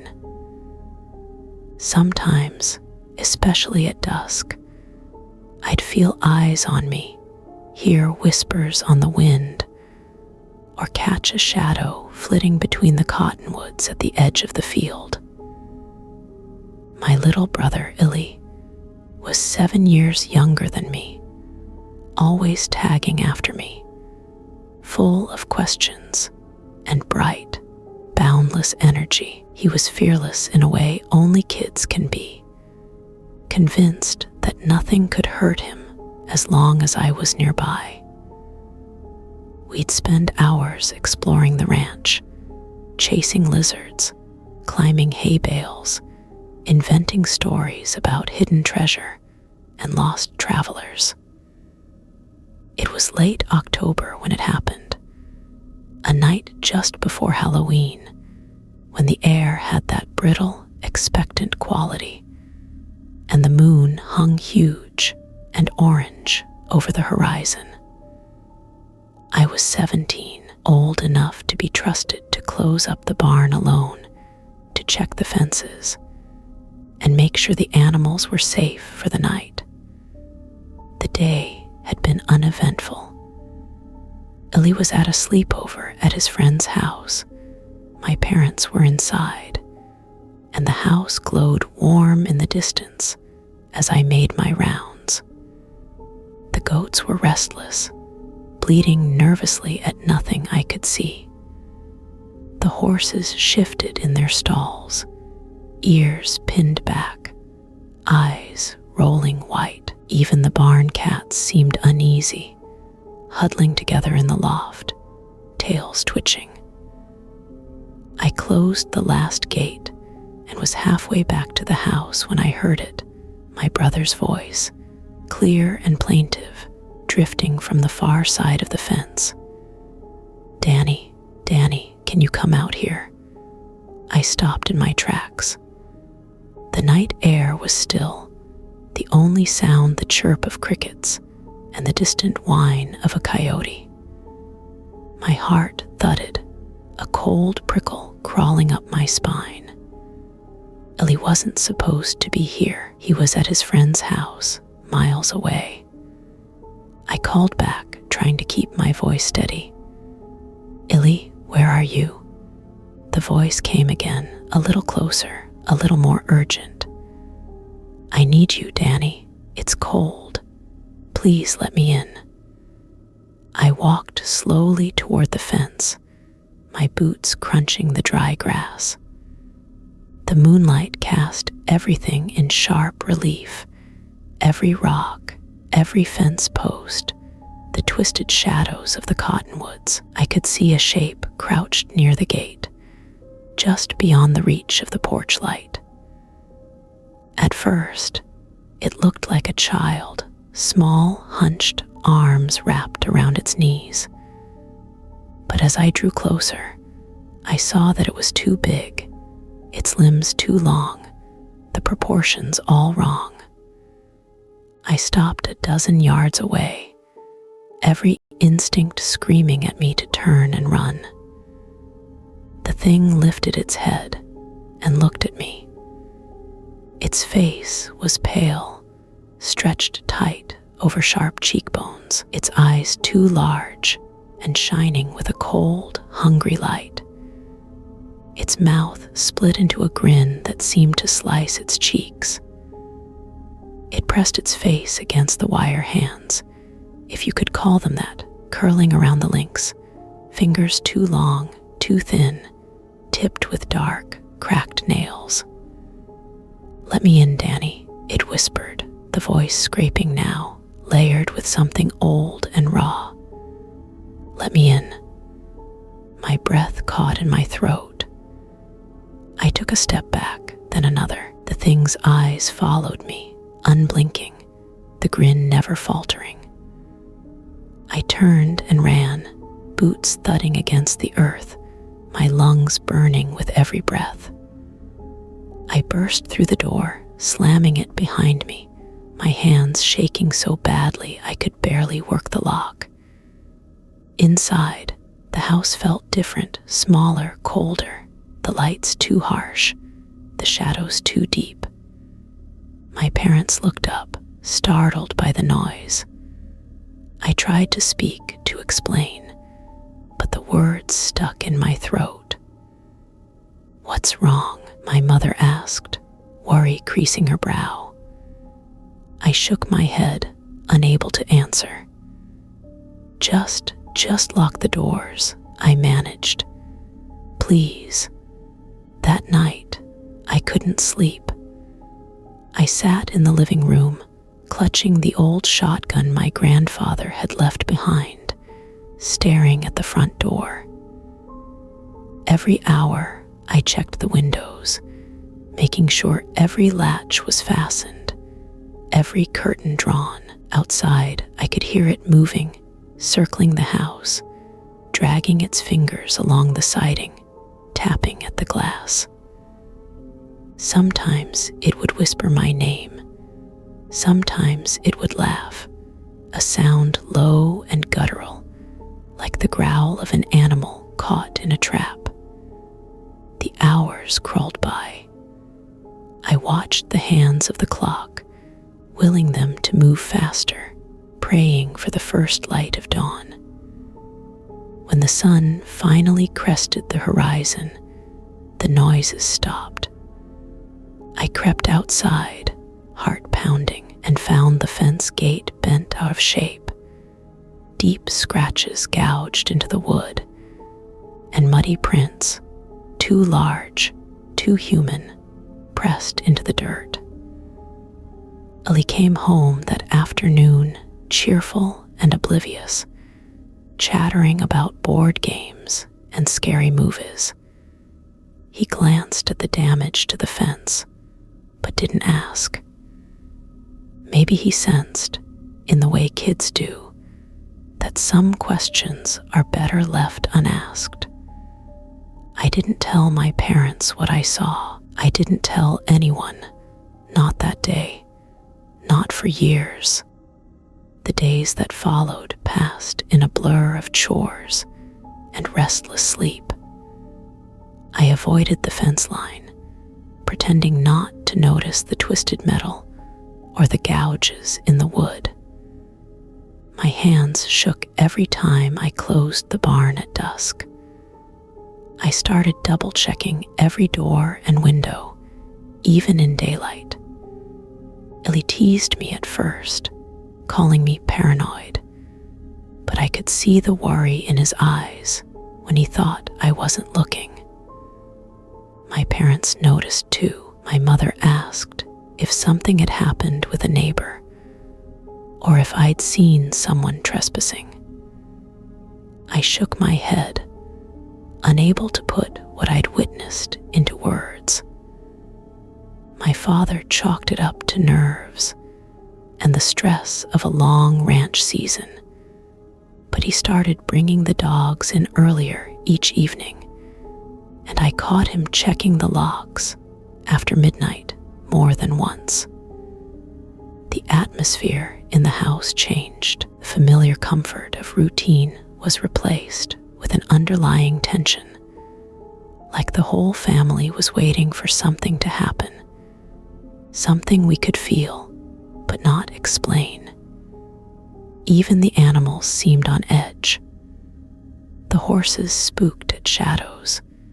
The goats clustered together at night instead of wandering, and the barn cats hid in the hayloft, refusing to come down until sunrise. One night, a week after the thing first appeared, I was jolted awake by the sound of tapping on my bedroom window. It was a steady, deliberate rhythm, 3 sharp raps, followed by a pause, then 3 more. My heart raced as I lay frozen under the covers, listening. "Danny," the voice whispered, soft and pleading. "Danny, let me in. I'm cold." I squeezed my eyes shut, forcing myself not to answer, not to move. My grandfather's warnings echoed in my mind. Never answer a voice from outside unless you can see who it is. Tapping continued for what felt like hours, punctuated by soft laughter and the occasional scrape of fingernails on glass. At some point, exhaustion won out, and I drifted into a fitful sleep. The next morning, I found muddy prints on the ground beneath my window, prints that were almost human, but too long, the toes splayed wide. I raked them away with a stick, heart pounding, and sprinkled cornmeal along the windowsill. Just as my grandmother had taught me, I started carrying a pouch of cornmeal with me everywhere, a small comfort against the growing sense of dread. I sprinkled it at every door, every window, every gate. I hung fresh cedar and sage above the thresholds, whispering the old prayers my grandmother had drilled into me as a child. But the thing at the fence was patient. It came back night after night, always using a voice I trusted, sometimes Elise, sometimes my mother's, sometimes my own, echoing back to me in the darkness. It started to change too. Sometimes I would see it at the edge of the fields in broad daylight, standing perfectly still, its 2 long arms dangling at its sides, its head tilted as if it were listening. The dogs refused to go anywhere near it, barking and whining until I dragged them inside. Ellie grew quieter as the days wore on.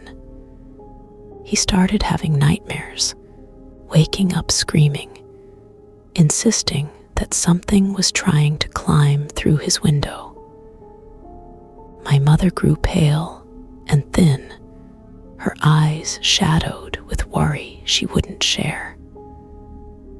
One evening, as I was finishing chores, I heard my father arguing with someone outside. I hurried around the barn and saw him standing at the fence, talking to a figure I couldn't quite make out in the fading light. "Who are you?" my father demanded, voice hard. The figure didn't reply. It only smiled, a slow, wide grin that sent a wave of nausea rolling through me. "Go inside, Daniel," my father said, his voice tight. Now, I obeyed, but I watched from the window as he sprinkled something along the fence and muttered words I didn't recognize. The figure remained for a while, watching, before melting back into the shadows. That night, my father sat me down and told me the truth. There are things out here older than this land, older than our family. They test the boundaries. They look for weakness. When they find it, they don't let go. He handed me a small pouch of cedar and sage, his hands shaking. "Don't ever let it in, Daniel, no matter what it says. no matter what voice it wears. I nodded, fear settling deep in my bones. The thing kept coming, each night more insistent, more clever, more desperate. Sometimes it sounded like Ellie, begging to be rescued.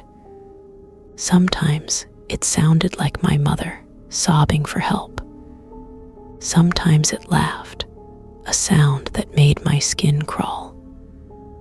I learned to wait out the nights, to listen without answering, to count the hours until dawn. But the thing at the fence was patient. It knew my name. It knew what I feared most, and it was never far away. The weeks dragged on, each night a test of endurance and resolve. I started marking the days on my calendar, crossing off each one that passed without the thing breaching the fence. I couldn't tell if it was getting stronger or if my family was simply getting weaker. The tension wore us down, made every small disagreement feel like a battle, every silence an accusation. The thing's persistence became ritual. Every night, I'd hear it circling the house, its footsteps crunching the gravel, its fingers brushing the siding, its voice whispering through the cracks in the windows. Sometimes it would tap, sometimes it would scrape, sometimes it would simply stand at the fence, staring. One night, I decided to confront it. I waited until the moon was high, the ranch silent except for the distant lowing of cattle and the occasional bark of restless dogs. I armed myself with cedar cornmeal and a flashlight, heart pounding as I stepped outside. The air was cold and brittle, the sky so clear I could see the Milky Way stretching overhead. I walked slowly, letting my boots crunch the frost, making my way to the fence. The thing was waiting for me. It looked almost like a person, a tall, thin silhouette with arms too long and legs that bent the wrong way. Its face was wrong, stretched and pale, its eyes wide and shining with a cold, hungry light. "Danny," it whispered, voice layered and echoing. "Let me in." I held my ground, clutching the pouch of cedar and cornmeal. "No," I said, voice trembling but firm. "You're not welcome here." The thing smiled, a grin that split its cheeks, too wide, too sharp. It pressed its hands against the wire, fingers curling around the links. "Let me in. I'm cold. I'm hungry. I need you." I shook my head, repeating the old prayers under my breath. The thing's eyes narrowed, its smile fading. It began to mimic my family, first Ellie's voice, then my mother's, then my father's, calling out for help, for comfort, for forgiveness. Each plea twisted into something desperate and hollow. The dogs barked, snapping at the air, their hackles raised. The horses stamped and whinnied, eyes rolling white. I stood my ground, refusing to answer, refusing to move. Finally, the thing melted back into the shadows, its form dissolving into the night. I felt a surge of relief, but also a wave of exhaustion, as if I'd just run a marathon. I returned to the house, locking every door and window, sprinkling fresh cornmeal along the thresholds. My father nodded in approval, but his eyes were haunted. That night, I dreamed of the fence, of hands reaching through the wire, of voices calling my name until my ears bled. I woke before dawn, shaking and drenched in sweat. The thing's visits grew less frequent after that confrontation, but I knew it was still out there, waiting, watching, testing the boundaries. Ellie's nightmares continued. He started drawing pictures of creatures with long arms and wide, toothy grins, hiding them under his mattress so my parents wouldn't see. My mother grew quieter, her smiles forced, her laughter brittle. My father taught me more of the old ways, how to set protective circles, how to use sage and cedar, how to recognize the signs of a boundary breached. We worked together, reinforcing the fences, repairing the gates, making sure nothing could slip through. But the thing at the fence was clever. It learned our routines, our weaknesses, our fears. Sometimes it would vanish for days, letting us relax, letting us believe it had moved on. Then, suddenly, it would return, more insistent, more desperate, more hungry. And each time, it would ask to be let in. As winter deepened, the nights grew longer and the cold more biting. The thing at the fence became bolder, its visits marked by new signs of intrusion, deep gouges in the wood, tufts of hair caught on barbed wire, small dead animals left near the gate. Each token felt like a warning, a reminder that our defenses were only temporary, that the boundary between our world and its hunger was thinner than we wanted to believe. My father and I fell into silent routines, checking the perimeter together every evening before sunset. We carried old flashlights and bundles of sage, sprinkling cornmeal along the fence line, muttering prayers we barely remembered. Sometimes we would find the tracks, long, narrow prints with too many toes, pressed deep in the frost. Other times, we'd find nothing, just the echo of laughter drifting on the wind. My mother busied herself with chores, baking bread, darning clothes, tending to the animals with a nervous energy that betrayed her unease. Ellie shadowed her, clinging to her skirt, his eyes wide and haunted by dreams he couldn't explain. He stopped sleeping through the night, waking me with his cries, insisting the thing was trying to crawl in through his window. I tried to comfort him, telling him the old stories, the ones where the good spirits protected us, where cedar and salt kept evil at bay. But my words felt hollow, powerless against the thing that waited just beyond the light. One night, after another round of nightmares, Ellie crept into my room and crawled into bed beside me. He clung to my arm, his small body trembling. "It's calling me," he whispered. "It sounds like you, Danny. It sounds like Mom and Dad. It says it needs me." I wrapped my arms around him, promising that I would never let anything hurt him, that as long as we stayed inside and kept the doors locked, we would be safe. But even as I spoke, I felt the weight of the promise settle on my chest, heavy as stone. The thing began to change its approach.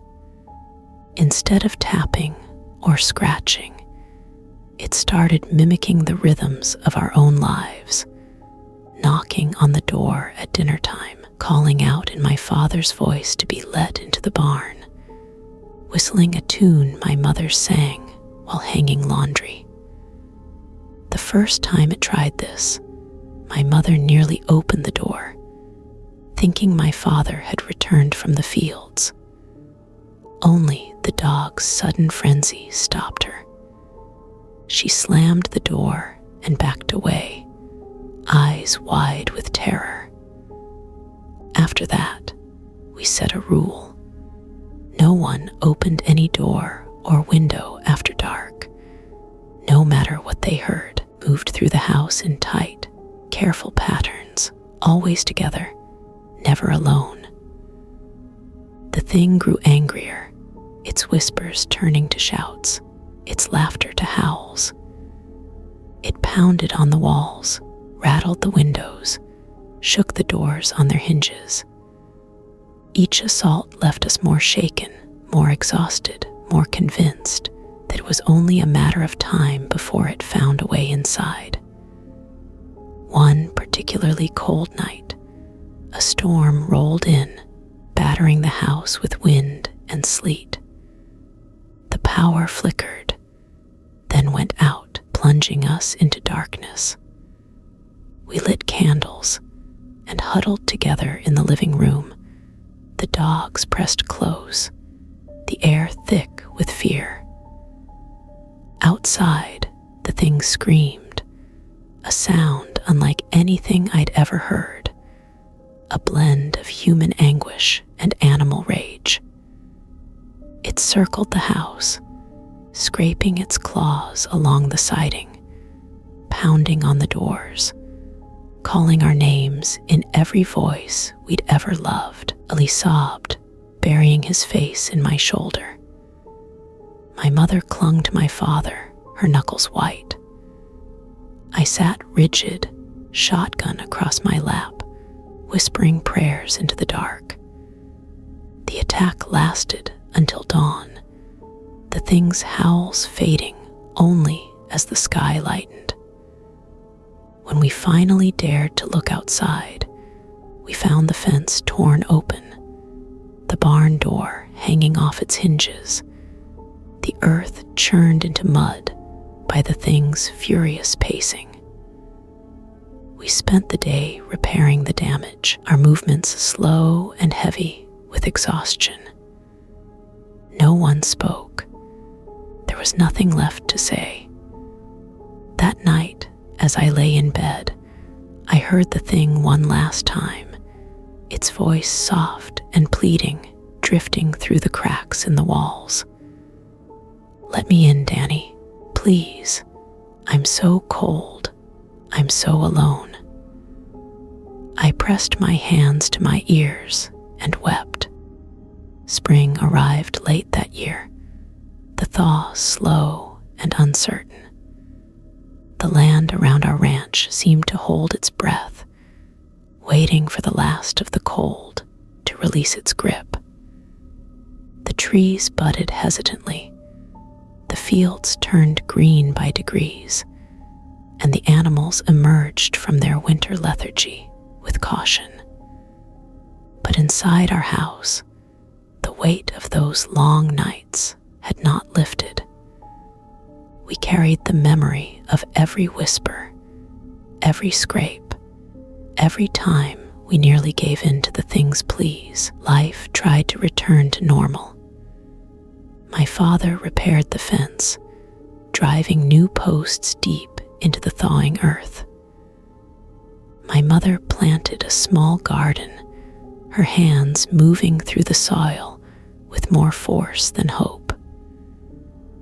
Illy went back to school, his laughter quieter, his drawings less frightening but never quite cheerful. I helped where I could, but I was changed. I saw shadows where there were none, and listened for voices in every gust of wind. One evening, as the sun dipped low and painted the sky in streaks of orange and purple, I found myself standing by the repaired fence. The air was tinged with the scent of new grass and the distant smoke of burning fields. I ran my hand along the smooth wood, remembering the cold dread of that winter, the way the thing had pressed its face to the wire, its voice stealing into my dreams. For a long time, I just stood there breathing, trying to remind myself that the world was turning again, that the danger had passed. But I knew better. The old stories said that such things never truly left, that they waited, patient as stone, for the right moment, the right name spoken in the dark. That night, I dreamed I was outside, standing at the fence as the moon rose full and bright. The thing was there, its body shifting and dissolving at the edges, its eyes shining with sorrow and hunger. It reached out, fingers curling around the wire, and spoke in a voice softer than I'd ever heard. "Let me in, Danny. I just want to come home." The words pierced me with longing and fear. I wanted to help, to comfort, to open the gate and let whatever wounded thing it was inside. But I remembered the nights, the voices, the anger beneath the pleading. I shook my head in the dream, stepping back from the fence. "You can't come in," I said. "You don't belong here." The thing's smile faded, its eyes narrowing with something like regret. It slipped away into the darkness, leaving me alone under the cold, watchful moon. I woke with a start, my heart pounding, the first birds singing outside my window. I sat up, rubbing sleep from my eyes, and felt a strange peace settle over me. I had survived. We all had changed, yes, but still together, still whole. Years have passed since that winter. Ilya's grown now, taller than me. The nightmares faded into half-remembered stories. My parents are older, their hair touched with gray, their laughter softer, but no longer brittle. The ranch endures, the seasons turning, the fences holding. But I have never forgotten the thing at the fence, the way it waited, the way it learned our names and our fears. Sometimes, on cool spring nights, I walk the perimeter alone, cedar in my pocket, cornmeal in my hand. I listen for whispers, for the sound of fingernails on wood, for the echo of my own name drifting on the wind. If you live on old land, if you hear a voice calling from the darkness, no matter how familiar, do not answer. Do not open the door. Some things wait for weakness, for loneliness, for the longing to let something, anything in. I am Daniel. I did not let it in. And because of that, we survived. But I know it is still out there, waiting for another night, another name, another fence to test. Story 5. It knew my name before I spoke. My name is Coral, and I grew up on land that felt older than time itself. Our house stood alone at the edge of the desert. The road to it, little more than 2 tire tracks through the dust and sage. My earliest memories are of long, golden evenings, the sky ablaze with color, and the hush that would settle over everything as the sun dipped behind the distant ridges.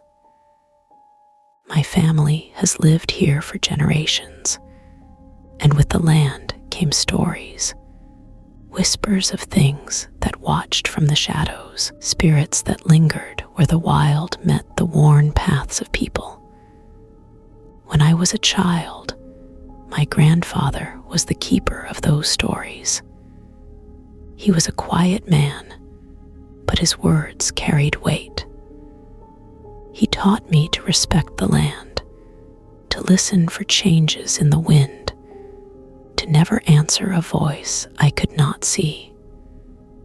Names have power, he would say, his eyes fixed on the horizon, and there are things out here that remember every name ever spoken. I was 8 the first time he warned me about the arroyo that cut behind our house. It was a dry riverbed most of the year, but when the rains came, it would fill with rushing water, carving new secrets into the earth. Grandfather told me never to walk it after dark, never to cross its banks alone, and never to answer if I heard my name drifting up from its depths. As I grew older, those warnings faded into the background. Life became a swirl of school, chores, and the ordinary rhythms of ranch living. I learned to ride before I could read, learned to mend fences, to track animals, to move quietly so I wouldn't spook the cattle. The stories became just that, stories. Until the night I learned what it meant to be known by something that should not know you at all. I was 16 that summer, restless and eager for independence. I had taken a job at the gas station in town, a tiny outpost where the highway met the reservation road. The pay was bad and the hours worse, but it gave me a taste of freedom, a reason to linger in the world beyond my family's land. One night, the closing shift dragged on forever. The fluorescent lights buzzed and flickered.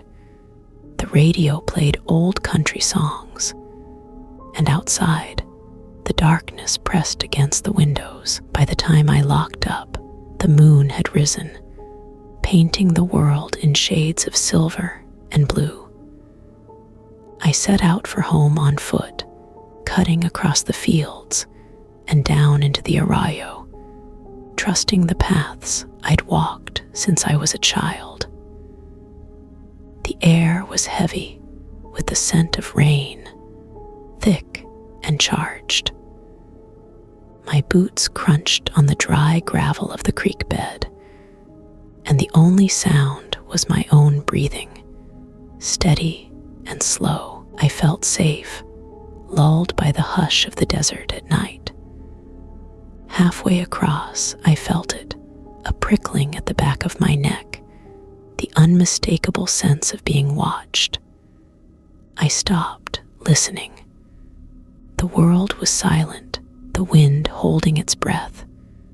Then I heard it, Coral, my mother's voice, soft and urgent, echoing up from the darkness behind me. I froze. My mother never left the house after dark, not unless it was an emergency. I turned, peering into the shadows, but saw nothing. The voice came again, closer. Coral, come here, I need you.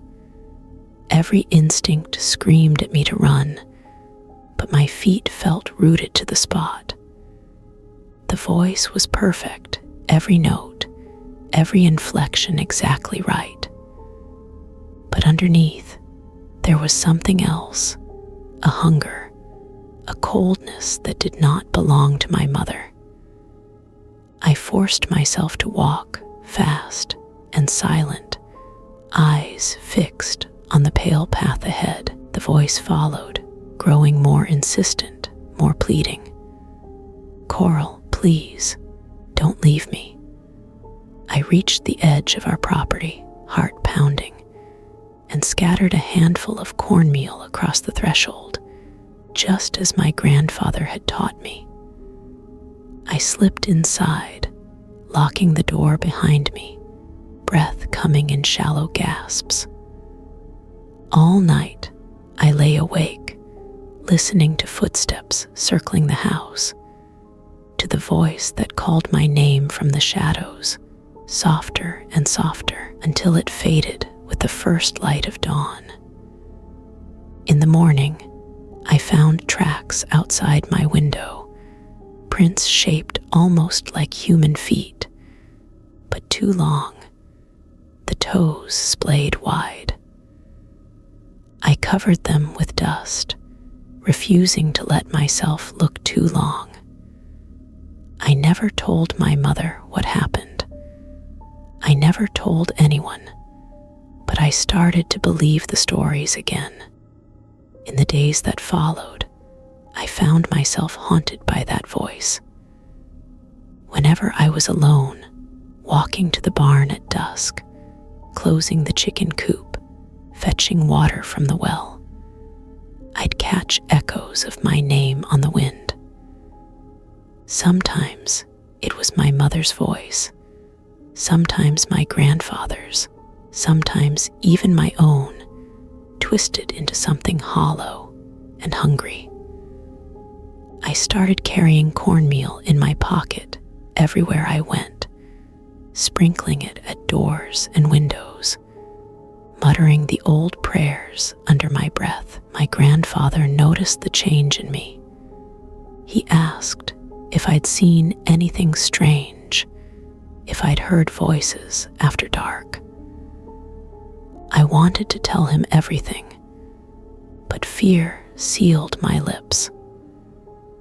I was afraid that speaking about it would make it stronger, more real, or that it would turn its attention to the rest of my family. At night, I dreamed of the arroyo, of shadows moving just out of sight, of pale hands reaching up from the dry riverbed. I'd wake with my heart pounding, sweat cold on my skin, the memory of that voice echoing in my mind. One evening, I lingered too long in the fields, chasing a stray calf as the sun slipped away. By the time I found her tangled in a patch of thorn bush, the sky was already dark, the distant mountains outlined in silver. I hurried home, boots crunching through the brittle grass, nerves prickling with every sound. As I neared the house, I heard my name again. Coral. It was my grandfather's voice this time, rough and familiar, coming from the other side of the barn. Coral, come here. I need your help. I stopped, every instinct screaming that something was wrong. My grandfather never called me after dark, never left the porch unless it was an emergency. I edged around the barn, staying in the shadows, heart hammering. As I peered into the gloom, I saw a shape hunched beside the woodpile. It looked like my grandfather, same hat, same jacket, same way of holding himself. But as I watched, the figure shifted, its limbs lengthening, face stretching into something too pale, too smooth. Coral. It whispered, the voice cracking, layers of other voices bleeding through, my mother, my brother, my own, all tangled together. I backed away, stumbling over a rock, nearly falling. The thing turned, its eyes catching the moonlight, reflecting a cold, hungry light. I ran for the house, scattering cornmeal behind me, slamming the door and locking it tight. I pressed my back against the wood, listening to the thing shuffle away, its footsteps soft and slow. That night, I told my grandfather everything. He listened in silence, his face grave. When I finished, he nodded and handed me a small pouch of cedar and sage. "You did right, Coral," he said. Some things out there know us better than we know ourselves. They remember our names, our faces, our fears. The old ways protect us, but only if we remember them. He spent the rest of the night reinforcing the doors and windows, muttering prayers in a language older than the land itself. For a while, the thing kept its distance, but I could feel it watching, waiting, learning. It knew my name before I ever spoke it, and it was patient. The weeks that followed felt like moving through a dream. One of those heavy, slow dreams where your feet sink into the earth and every sound echoes too loudly. My grandfather and I became a team, quietly reinforcing the barriers that separated our home from the wild darkness outside. Every evening, we walked the perimeter together, sprinkling cornmeal, tying cedar bundles to fence posts, whispering the old words that had protected our ancestors for generations. My mother noticed, of course. She asked questions I couldn't answer without betraying the secret I now shared with my grandfather. Why all the extra chores?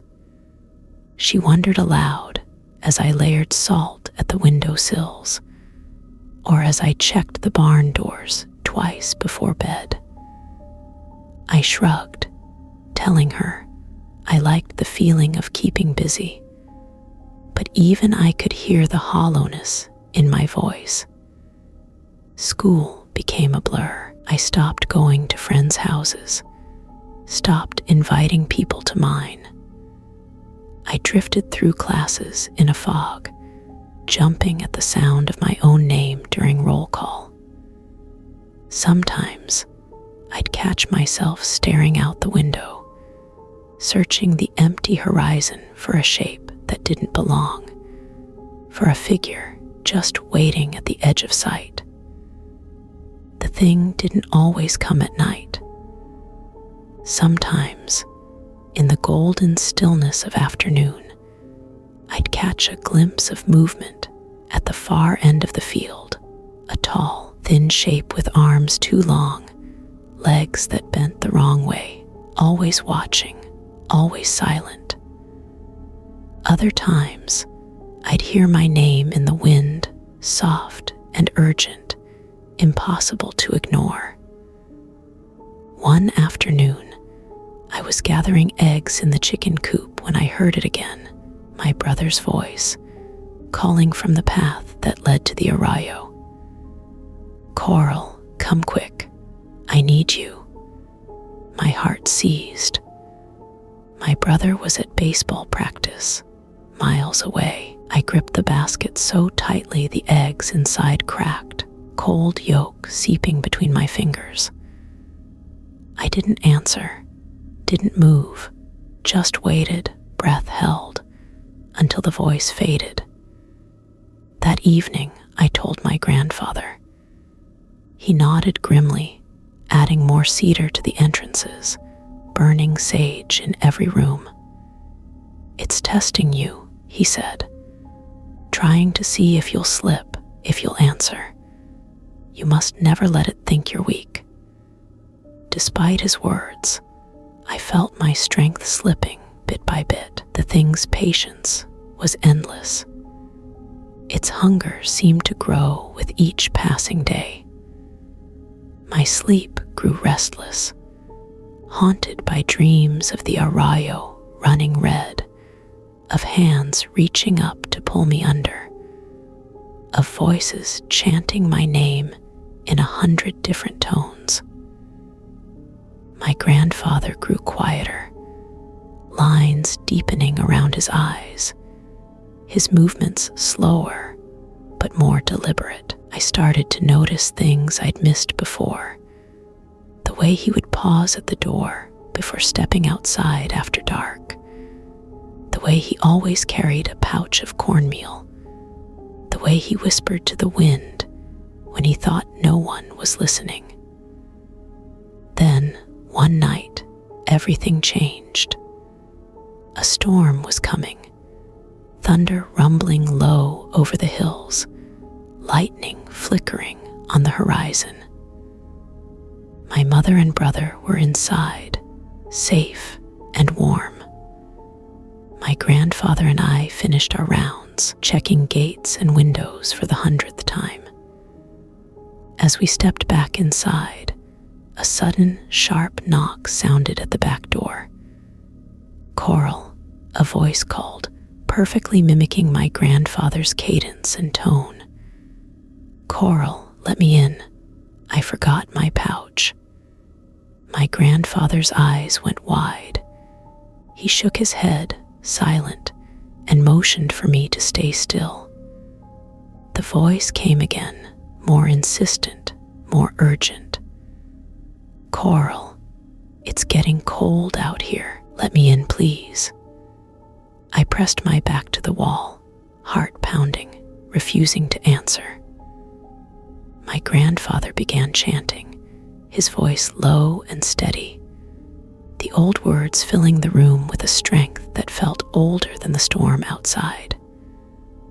The thing pounded on the door, then the windows, moving around the house in a frenzy, calling my name, calling all our names, its voice twisting and breaking, until it sounded like a chorus of every person I'd ever loved. The wind howled, rattling the walls. The lights flickered and died. We sat together in the dark, my grandfather's hand gripping mine, his voice never faltering. Eventually, the storm passed. The thing's cries faded, replaced by the steady patter of rain on the roof. When morning came, the world outside was washed clean, but the memory of that night lingered. My grandfather's voice was hoarse, his hands trembling. "You did good," he whispered. "You remembered." But I knew the thing wasn't finished. It knew my name before I ever spoke it, and it was still waiting. After the storm, something in the rhythm of daily life broke. I carried my fear everywhere, tucked under my skin like a splinter I couldn't dig out. Sleep became a rare luxury, and when it came, it brought no comfort, only dreams of the arroyo swelling with black water, of voices chanting my name in the thunder, of pale faces peering in at every window. Even the animals changed. The dogs refused to go near the creek bed. The horses shied away from the pasture after dusk, their ears flicking at sounds only they could hear. The barn cats vanished for days at a time, returning thin and wild-eyed, their fur bristling at every shadow. My grandfather grew weaker. He moved slowly, each step deliberate, his breath ragged and shallow. He spent hours sitting by the kitchen window, eyes fixed on the horizon, fingers tracing shapes in the condensation on the glass. Sometimes I'd find him muttering to himself, the old words tumbling out in a whisper, his gaze far away. One afternoon, as I was repairing a broken fence post near the arroyo, I felt the temperature drop, a shiver of cold crawling up my spine. I straightened, heart pounding, and scanned the empty land around me. There it was, standing in the shade of a mesquite tree, tall and impossibly thin, its face hidden in shadow.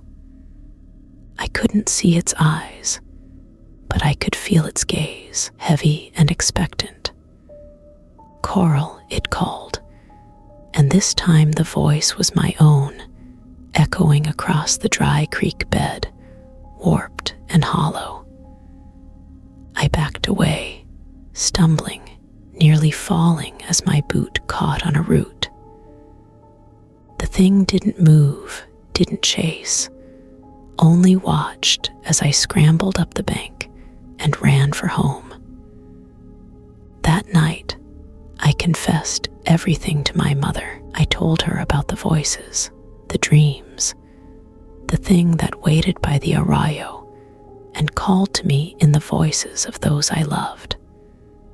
I expected her to laugh, to tell me I was imagining things, but she only listened, her face growing pale. She hugged me tightly, whispering the old prayers in my ear. "We'll get through this," she said. "We always do." My grandfather called for me that night. I found him in his room, sitting in the dark, a bundle of sage smoldering in a bowl at his feet. "It's getting closer," he said, voice thin and shaky. "Wants you to slip, wants you to be tired, alone, afraid." He pressed a small amulet into my palm, a circle of turquoise and river stones, strung together with a fraying leather cord. "Wear this," he said. "Don't take it off, not for anything." I promised I wouldn't. The thing grew bolder after that. It came every night, sometimes standing at the window, sometimes tapping at the door, sometimes calling from the arroyo. Sometimes it whispered, sometimes it screamed. Sometimes it used my voice, sometimes my mother's, sometimes my grandfather's. I started to feel it inside my head, twisting my thoughts, turning my memories sour. I would hear my name in my dreams, in the wind, in the hush of a crowded classroom. I'd see movement at the edge of my vision, a flicker of white, the flash of 2 long fingers, the glint of eyes that knew me better than I knew myself. I began to wonder if I was losing my mind. One night, after a long stretch of sleeplessness, I woke to find my bedroom door ajar. A cold draft crept in, carrying the scent of sage and wet earth. I sat up, heart pounding, clutching the amulet my grandfather had given me. In the hallway, a shadow moved, slow and deliberate. "Coral," it sang, voice sweet and coaxing. "Come with me, it's safe outside. I'll show you what you've forgotten." I pressed my back against the headboard, whispering the old prayers, refusing to answer. The thing moved closer, stretching and shifting, its shape flickering in the dim light. "Let me in, Coral, let me in." I squeezed my eyes shut, clutching the amulet until my fingers ached. When I opened my eyes again, the shadow was gone. My mother stood in the doorway, her face drawn and tired. "We're here," she whispered. "You're safe." But I knew better. I knew it was waiting, just beyond the edge of the light, my name on its lips. Spring crept back across the land, but the tension in our home did not lift. My grandfather's health faded further with each passing week. He spent more and more time sitting outside in the evenings, wrapped in his old blanket, eyes scanning the horizon as if searching for something he'd lost long ago. Sometimes I would sit beside him in silence, listening to the crickets and the gentle sigh of the wind, feeling the weight of what we could not say settle between us. One evening, as the sun lowered and painted the arroyo in streaks of gold and purple, my grandfather spoke. It's not just you, Coral. These things look for cracks, weakness. Some families are haunted for generations. You're strong, but you have to remember what you are and where you come from. I nodded, not trusting myself to speak. I was tired, so tired of fighting, so tired of being afraid. Some nights, the thing's voice would sneak into my dreams, gentle and coaxing, promising peace, if only I'd let it in. Other nights, it would rage outside my window, hurling my name like a curse. At school, I drifted through the days, barely present. I stopped hanging out with friends, stopped answering texts. I was afraid I'd slip up, say something that would let it know I was weakening. I was afraid it would start calling their names, too. My mother did her best to hold us together. She made my favorite foods, told stories at dinner, and played old records on the living room stereo. But her smile was brittle, her eyes shadowed. I could see the fear in her, the way she double-checked the locks and paused before stepping outside after dark. One afternoon, as I walked home from the bus stop, I saw movement by the fence line. The thing was there, standing perfectly still, its body tall and thin, its face a pale blur. It watched me, its head cocked, its fingers drumming slowly on the top rail. I felt its gaze burrow into me, searching for an opening. I hurried past, refusing to look back, my hand wrapped tight around the amulet at my throat. That night, I dreamed of the arroyo again. This time, it was full of water, rushing and wild. I stood on the bank, the thing beside me, its face shifting through every person I'd ever known. It whispered my name, each syllable weighted with longing. Let me in, Coral. Come with me. You'll never be alone again. I woke gasping, tears on my cheeks, the sheets tangled around my legs. Outside, the wind howled, rattling the windows. I pressed my back to the wall, whispering the old words until the sky began to lighten. The next morning, my grandfather was gone. We found him by the old cottonwood, sitting with his back against the trunk, eyes closed, the faintest smile on his lips. In his hands, he held a bundle of cedar and sage, the last of his strength spent protecting us. We buried him on a bright day. The whole family gathered in the backyard, the air thick with loss and love, and the unspoken fear that something precious had slipped away. That night, the thing did not come. The land was silent, the shadows deep but empty. For a few days, I let myself believe it was over.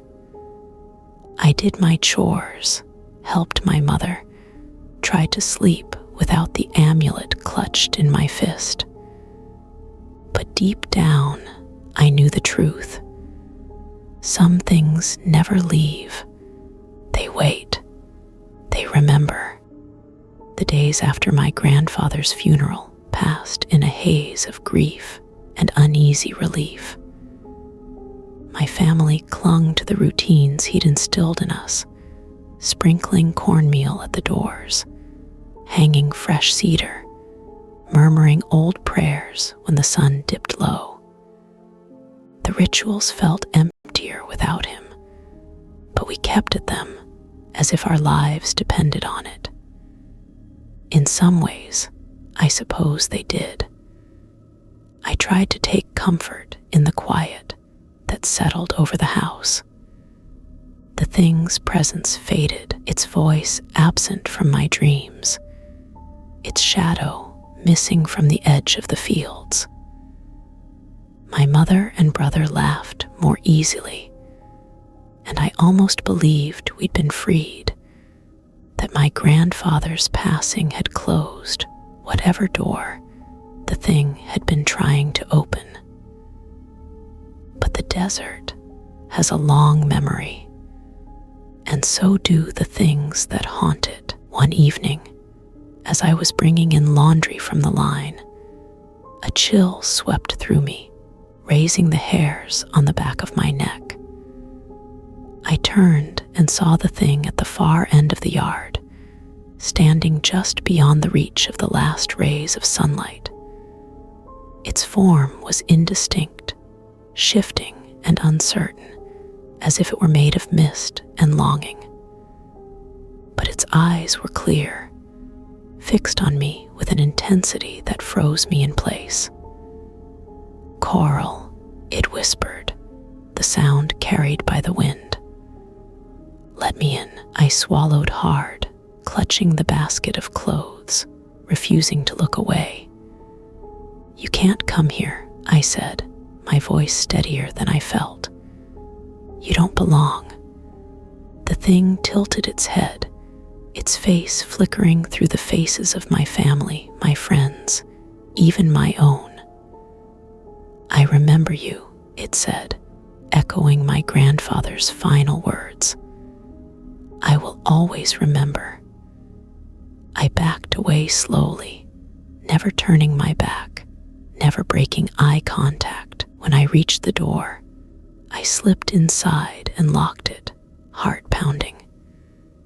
That night, I sat at the kitchen table, the amulet my grandfather had given me warm against my skin. I watched the moon rise over the desert, its light painting everything in silver and shadow. I thought about the stories, the warnings, the rituals, the way my grandfather had faced the darkness with courage and love. I realized then that I wasn't alone. My family, my ancestors, everyone who had ever lived and loved on this land, they were with me. Their strength was my strength. The thing outside might know my name, but it did not own it. In the weeks that followed, I felt the thing's presence less and less.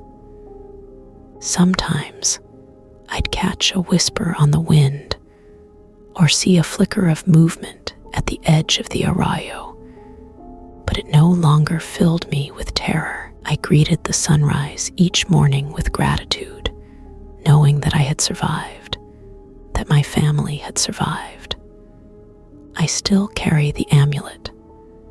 I still whisper the old prayers. I still watch the horizon at dusk, just in case.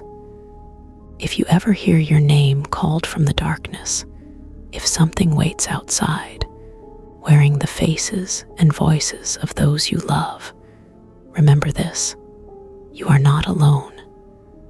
The old ways endure, and the things that haunt the desert can be kept at bay if you have the courage to hold the line. My name is Coral. It knew my name before I ever spoke it, but it never owned me. Story 6. The animal watching us had human eyes. My name is Jace, and I have always felt most alive in the high country. Colorado's mountains are old and wild, their silence broken only by the wind and the distant call of jays. My best friend, Illy, and I spent every summer roaming those ridges and valleys, chasing the kind of freedom you can only find where the world is too big for fences or rules. I remember the year it happened. The air was crisp and sweet with the scent of pine sap, the sky a brilliant, endless blue. We'd planned a 3-day trek through the San Juans, a loop that would take us far from roads and cell service, deep into the kind of wilderness that still feels untouched. We were both 19, full of confidence and the reckless certainty that nothing bad could happen to us out there. The first day, the trail wound through thick stands of spruce and aspen, the ground soft with needles and last year's leaves. We hiked in easy silence, stopping to watch a herd of elk graze in a distant meadow, to fill our water bottles from an icy stream. By dusk, we found a perfect campsite, a flat patch of ground near a fast-running creek, sheltered by towering firs. We built a small fire, ate dehydrated meals, and talked about college and girls, and everything and nothing. As the night deepened, the stars came out in impossible numbers, and the silence pressed in, comforting and absolute. We slept soundly that night, or at least I thought I did. The next morning, Ali was quiet, his eyes shadowed. "Did you hear anything last night?" he asked as we packed up. I shook my head, still groggy from sleep. "Just the wind." He hesitated, chewing his lip. "I thought I heard footsteps, like something big circling the camp. I thought it was a bear, but I didn't see anything." I shrugged it off, blaming nerves and the strange intensity of wilderness dreams. But I couldn't shake the unease that settled over me as we started up the trail. By afternoon, we'd gained elevation, the trees thinning as we climbed toward a rocky ridge. The world spread out beneath us, valleys and peaks, a patchwork of forest and meadow, all washed in golden sunlight. We stopped to rest, sharing a granola bar, our backs against a sun-warmed boulder. That was when Ali pointed to a shape on the far slope. "Look," he whispered. "Do you see that?" I followed his gaze. At first, all I saw was a coyote standing motionless among the rocks. But as I looked closer, something about the animal unsettled me. Its posture was strange, too still, too upright. And its eyes, even from a distance, seemed wrong, too large, too dark, set forward like a person's, not a predator's. The coyote watched us for a long moment, then turned and vanished into the trees. We should have left then, should have taken its appearance as a warning. But we were young and prideful, and sure that nothing in the world could touch us.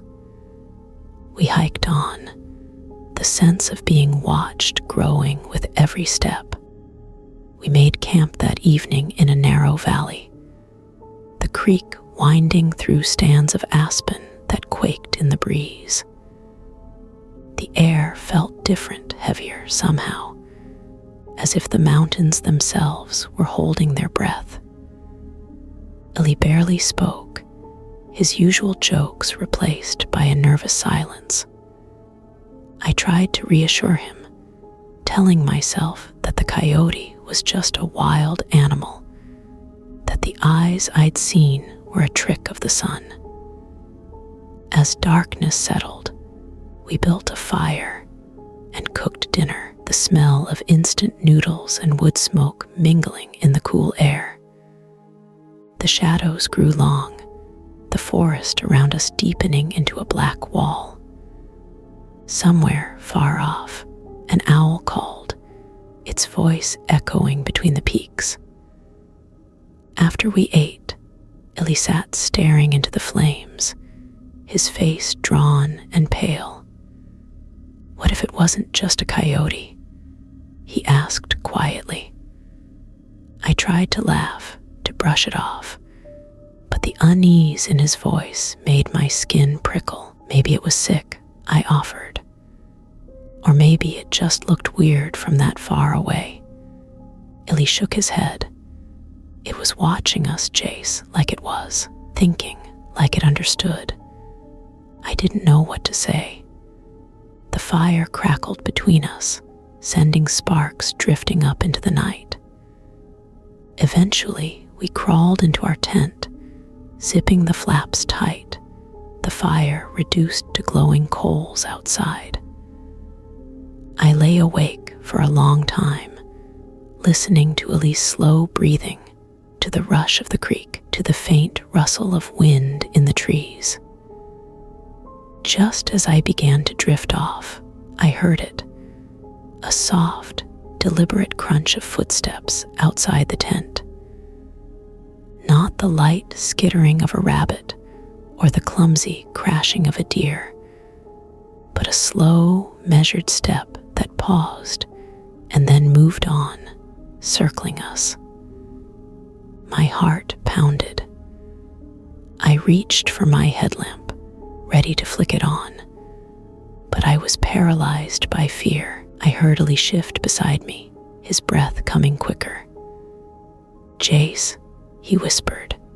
Yeah, I croaked. It's out there. We lay perfectly still, listening as the footsteps circled our camp.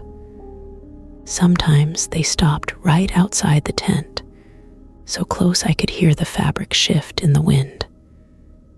At one point, something brushed against the nylon, soft like fur, but followed by a scrape, like nails or claws.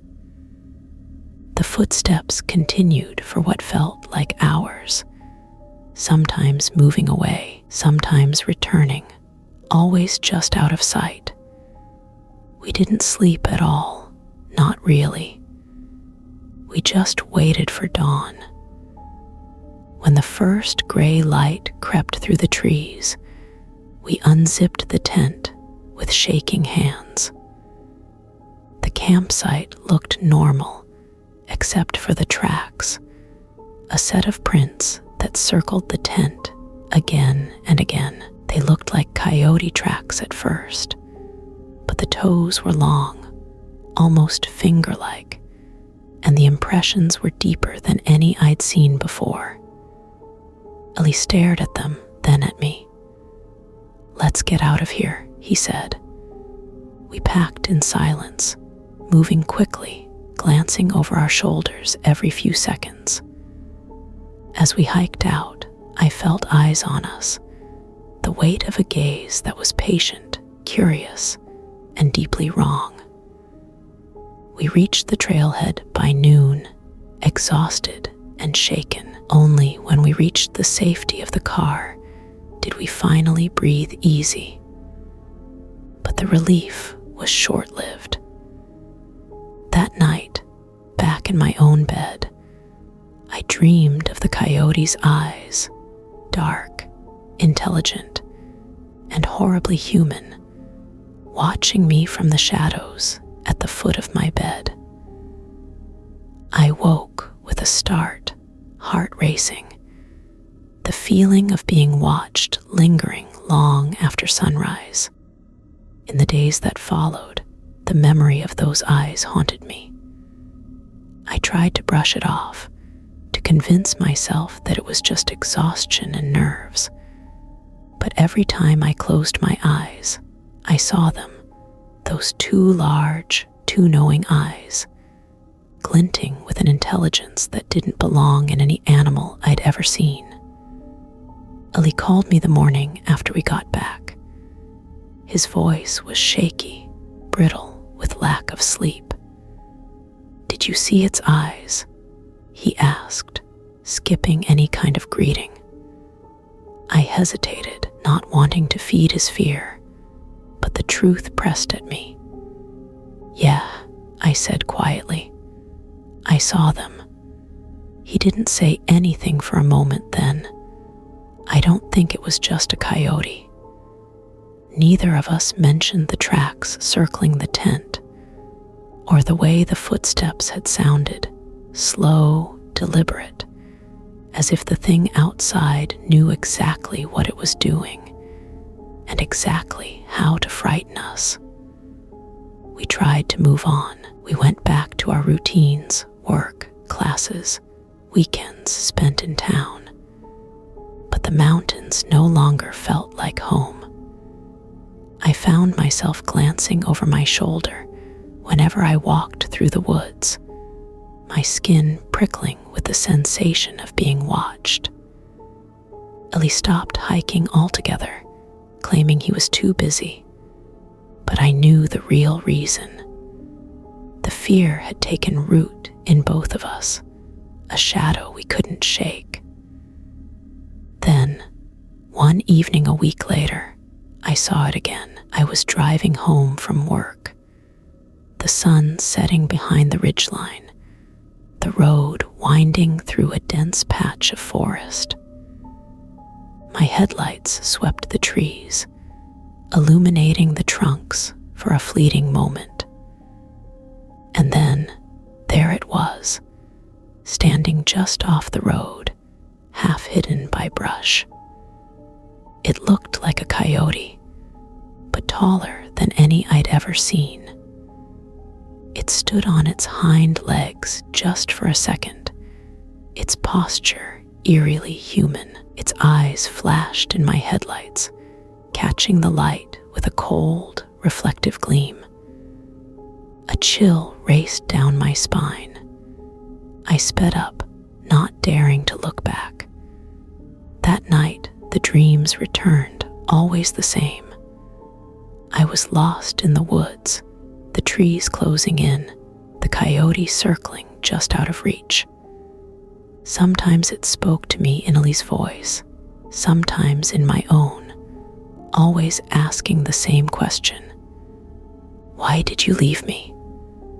I woke again and again, drenched in sweat, the feeling of those eyes lingering in the corners of my room.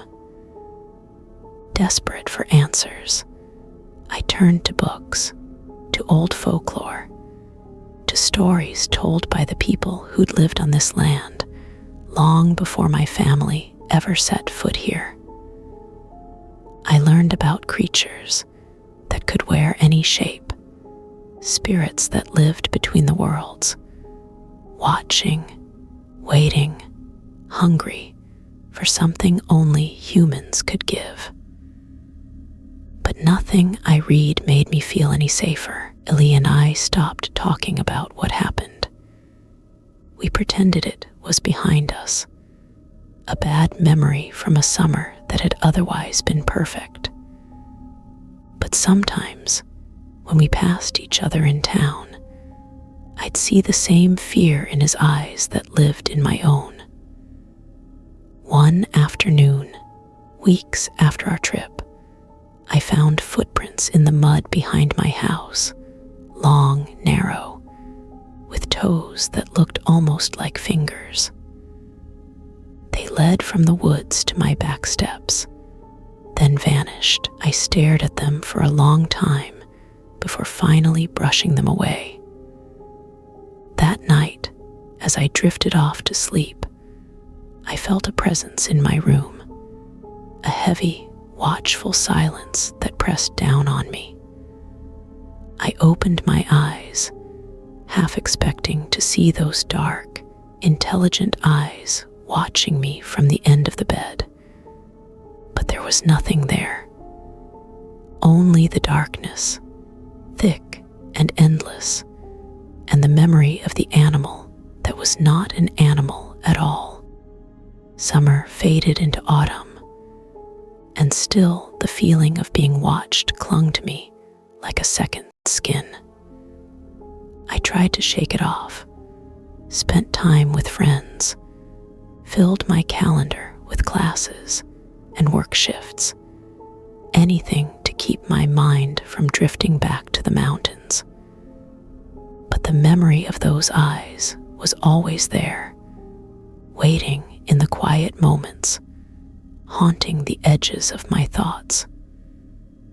Ellie and I grew apart, our easy friendship strained by the thing we refused to talk about. Sometimes he'd text me late at night, just a single line.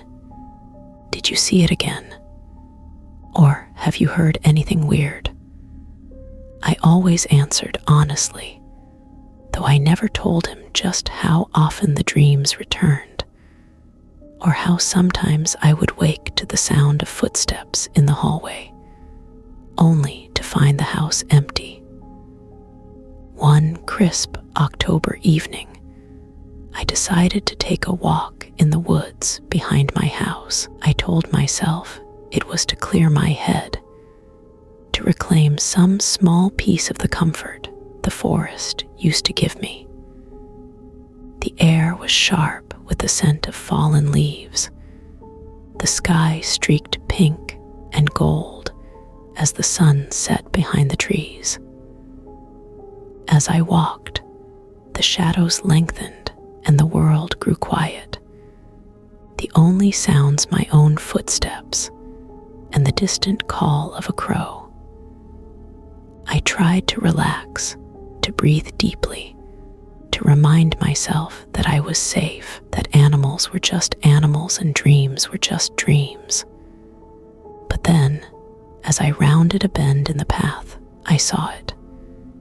The coyote stood in the middle of the trail, its fur silvered by the last light of day. It didn't move as I approached, didn't flinch or run. It just watched me, its eyes locked on mine, dark, deep, and unsettlingly human. I stopped, every instinct screaming at me to turn and run, but I couldn't move. The coyote took a step forward, its gaze never wavering, and then it did something no animal should do. It smiled. The expression was brief, a curl of the lips that revealed a row of teeth too white, too perfect. For a moment, I thought it was going to speak, to call my name with my own voice. But instead, it turned and slipped into the shadows, vanishing as silently as it had appeared. I stood there for a long time, heart pounding, breath shallow. When I finally found the courage to move, I ran all the way home, locking the door behind me. The image of that smile burned into my mind. That night, I didn't sleep. I sat at the kitchen table, staring at the darkness outside, waiting for those eyes to appear at the window. When dawn finally broke, I felt hollowed out, as if the thing in the woods had taken something from me that I could never get back. From then on, I avoided the forest. I kept the windows closed, the doors locked, the blinds drawn tight at night. I started carrying a pocket knife, a habit that made me feel foolish and comforted in equal measure. Ellie called one evening, his voice raw with exhaustion. "It's following me, Jace. I see it everywhere. I don't think it's ever going to stop." I wanted to tell him it would get better, that the fear would fade, but I couldn't lie. I knew the truth. Some things once seen are never forgotten. Some eyes, once they find you, never look away. After that night, the boundaries of my world grew smaller. I stopped walking in the woods, stopped lingering on the porch after dark, stopped venturing anywhere I might catch a glimpse of those eyes again. I kept the curtains closed, the lights on, always glancing over my shoulder, even in the safety of my own home. But the thing that wore the shape of a coyote, or something close to it, found ways to remind me it was still near. Sometimes I'd spot its tracks in the muddy strip beneath my bedroom window, the prints long and narrow, the toes splayed unnaturally wide. Other times, I'd hear scratching at the door late at night, soft and insistent, followed by a low laugh that raised the hair on my arms. Sleep became an enemy. The dreams returned stronger than before. I'd find myself back on the mountain trail, the trees closing in, the coyote waiting just ahead, its eyes glowing like coals. Sometimes it would speak, using my mother's voice, or Elise, or my own, always calling my name, always asking me to follow. One night, I woke to see a shadow standing at the foot of my bed. It was tall and thin, its outline blurry, as if it were made of smoke. Its eyes were two pinpricks of light in the darkness. I couldn't move, couldn't breathe. The shadow leaned closer, and I saw, just for a moment, the animal's face, elongated, with a mouthful of perfect, two human teeth. "Jace," it whispered in my voice, "come outside." I closed my eyes, willing it to go away. When I opened them again, the room was empty, but the fear lingered, cold and sharp as ice. I started sleeping during the day, staying awake through the long hours of darkness, jumping at every sound. My parents grew worried, their concern etched in the lines around their eyes. But I couldn't explain what I was feeling, what I was seeing. How could I tell them that something out there was watching me, something old and clever and impossibly patient? Eli and I drifted further apart. He stopped answering my texts, stopped coming into town. I heard from a mutual friend that he was seeing a counselor, that he'd stopped leaving his house altogether. For a time, I wondered if I was losing my mind. Maybe it was all in my head, a trick of exhaustion, a shadow cast by fear and memory. But every time I tried to convince myself, I'd catch sight of those eyes at the edge of a crowd, or hear my name spoken in a voice that didn't quite belong. Spring brought a brief reprieve. The days grew longer, the sun warmer, the world green and full of promise. But the fear never fully left. Sometimes, late at night, I'd hear a coyote's howl drifting through the open window, and I'd wonder if it was calling for me. One evening, as dusk settled over the neighborhood, a knock sounded at the front door. My heart leapt into my throat. I waited, breath held, listening. "Jace," a voice called, soft and pleading. "Let me in." It was Eli's voice. For a moment, I almost believed it was him, almost rushed to open the door. But something in the way the words lingered, the way they echoed through the house, stopped me cold.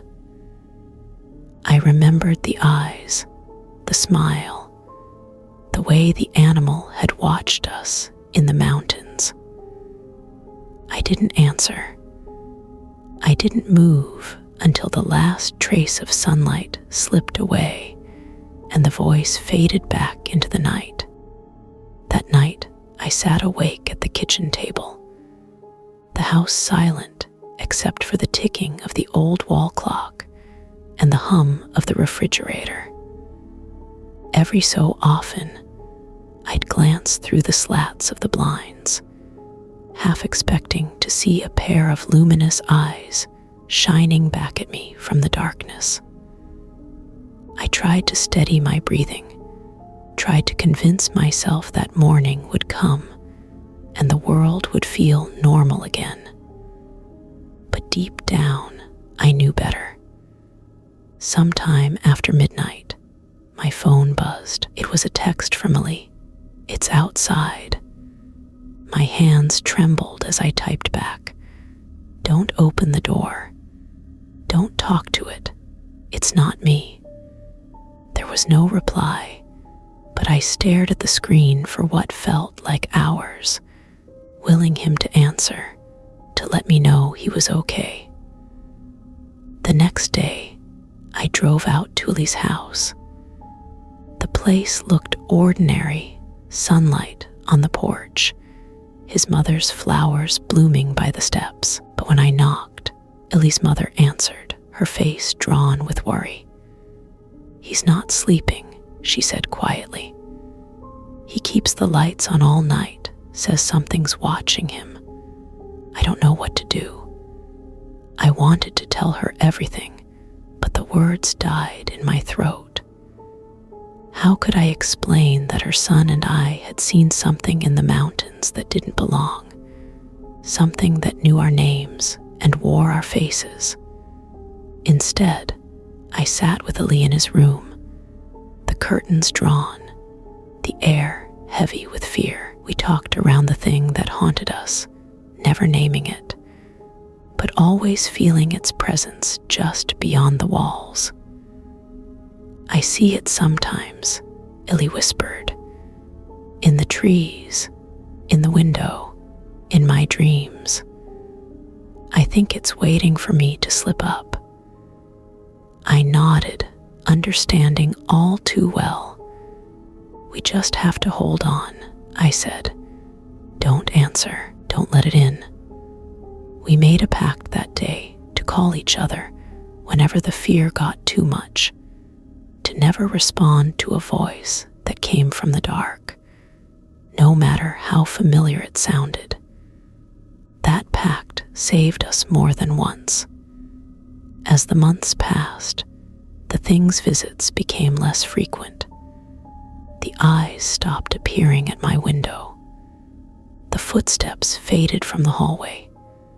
The dreams grew less vivid, though they never disappeared entirely. Ali and I started hiking again, but we chose our trails carefully, never venturing too deep, never camping overnight. We carried salt and sage in our packs, old rituals borrowed from stories we once thought were just superstition. Sometimes, when the wind is right, I still hear a coyote's howl echoing through the mountains. Sometimes, I catch a glimpse of movement at the edge of the trees, a flash of silver fur, a pair of eyes watching from the shadows, but I do not answer. I do not go to the window. I do not follow. If you ever find yourself in the wild places and you feel the weight of a gaze that is too knowing, too human, trust your instincts. Some things do not belong in our world. Some eyes, once they find you, never forget. My name is Jace. I survived, but I will always remember the animal that watched us with human eyes, and I will never forget what it taught me about fear and about holding the line between the light and the dark. Story 7. My grandfather warned me about the Skinwalker Road. My name is Tara, and my earliest memories are of dust, heat, and the endless roads that braid across the Arizona high desert. My family has always lived near Tuba City, in a house built on land that my great-grandfather claimed before there were even proper maps. My grandfather, Ben Yazzie, was a giant in my childhood, quiet, with hands like worn leather and eyes as sharp as broken glass. He was a man of few words, but every story he told was a warning, a lesson carved out of hard experience. When I was a little girl, he told me, "There's a road out there, Tara. We call it Skinwalker Road. You never drive it after midnight. You stay away from it when the shadows get long, and you never, ever stop if you see something strange." I believed him the way children do. For years, I avoided that stretch of cracked asphalt, its faded lines vanishing into a sea of sage and red earth. I listened to the stories my family whispered at night. Stories of travelers disappearing, of things that ran faster than cars, of faces glimpsed in the rearview mirror that didn't belong to anyone you knew. As I grew older, I became impatient with caution. I learned to drive on those roads, the steering wheel slick with sweat, the radio blaring songs that promised freedom and escape. My friends and I would dare each other to take the long way home, to cut across the desert on Skinwalker Road, just to prove we weren't afraid of old stories. But nothing ever happened, nothing we could explain anyway. A flat tire here, an engine that sputtered and died for no reason, headlights that flickered and faded until you kicked the dash. We laughed it off, convinced we'd outgrown the fears of our grandparents. Everything changed the summer I turned 19. It was late, past midnight, when I left a friend's house in Tuba City. The sky was clear, the moon full and bright. I could see for miles, the landscape painted silver and black. I rolled down the windows, letting the wind whip my hair, and turned the radio low. I felt invincible, untouchable, the way only the young can. I didn't mean to take Skinwalker Road. My mind wandered as I drove, and by the time I realized where I was, the turnoff was far behind me. I told myself it was fine, that I'd be home in 20 minutes, that the stories were just that, stories. But as I drove, a tension crept into the air. The headlights seemed dimmer, the sky darker, the road narrower than I remembered. The desert pressed close on both sides, the sagebrush crowding against the shoulder, the silhouettes of rock formations looming like silent sentinels. I gripped the wheel tighter, my pulse quickening. Then, as I rounded a bend near the old water tower, I saw something moving along the side of the road. At first, I thought it was a dog, big and black, loping easily through the dust. But as it stepped into the beam of my headlights, I realized how wrong I was. It was too tall, too lean, its limbs too long, and its movements too smooth. Its eyes flashed yellow, catching the light with a predatory gleam.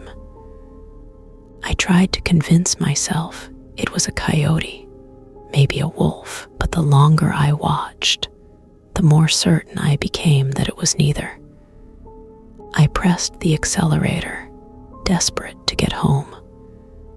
But the thing didn't fall behind. It kept pace with my car, running just outside the reach of the headlights, its silhouette flickering in and out of sight. Sometimes it would dart ahead, its shape shifting, legs stretching, moving faster than anything I'd ever seen. I sped up, my heart hammering, sweat slick on my palms. The thing matched me mile for mile, never slowing, never stopping, its eyes fixed on mine in the rearview mirror. Each time I looked away, I felt it drawing closer, closing the distance between us, its presence pressing in on all sides. Then, just as suddenly as it had appeared, it vanished. The road ahead was empty, the desert silent. I didn't stop to catch my breath. I drove straight home, barreling into the driveway, slamming the car door behind me. My grandfather was waiting on the porch. He looked at me, really looked at me, and knew exactly where I'd been. "You drove the road, didn't you?" he asked. I nodded, unable to speak. He didn't scold me, didn't raise his voice. He just took my hand and led me inside, placing cedar and sage by every window, muttering old prayers as the sun crept over the horizon. The days that followed were marked by a strange heaviness, as if the desert itself was holding its breath. My grandfather became quieter than usual, watching me with wary eyes as I moved through the house.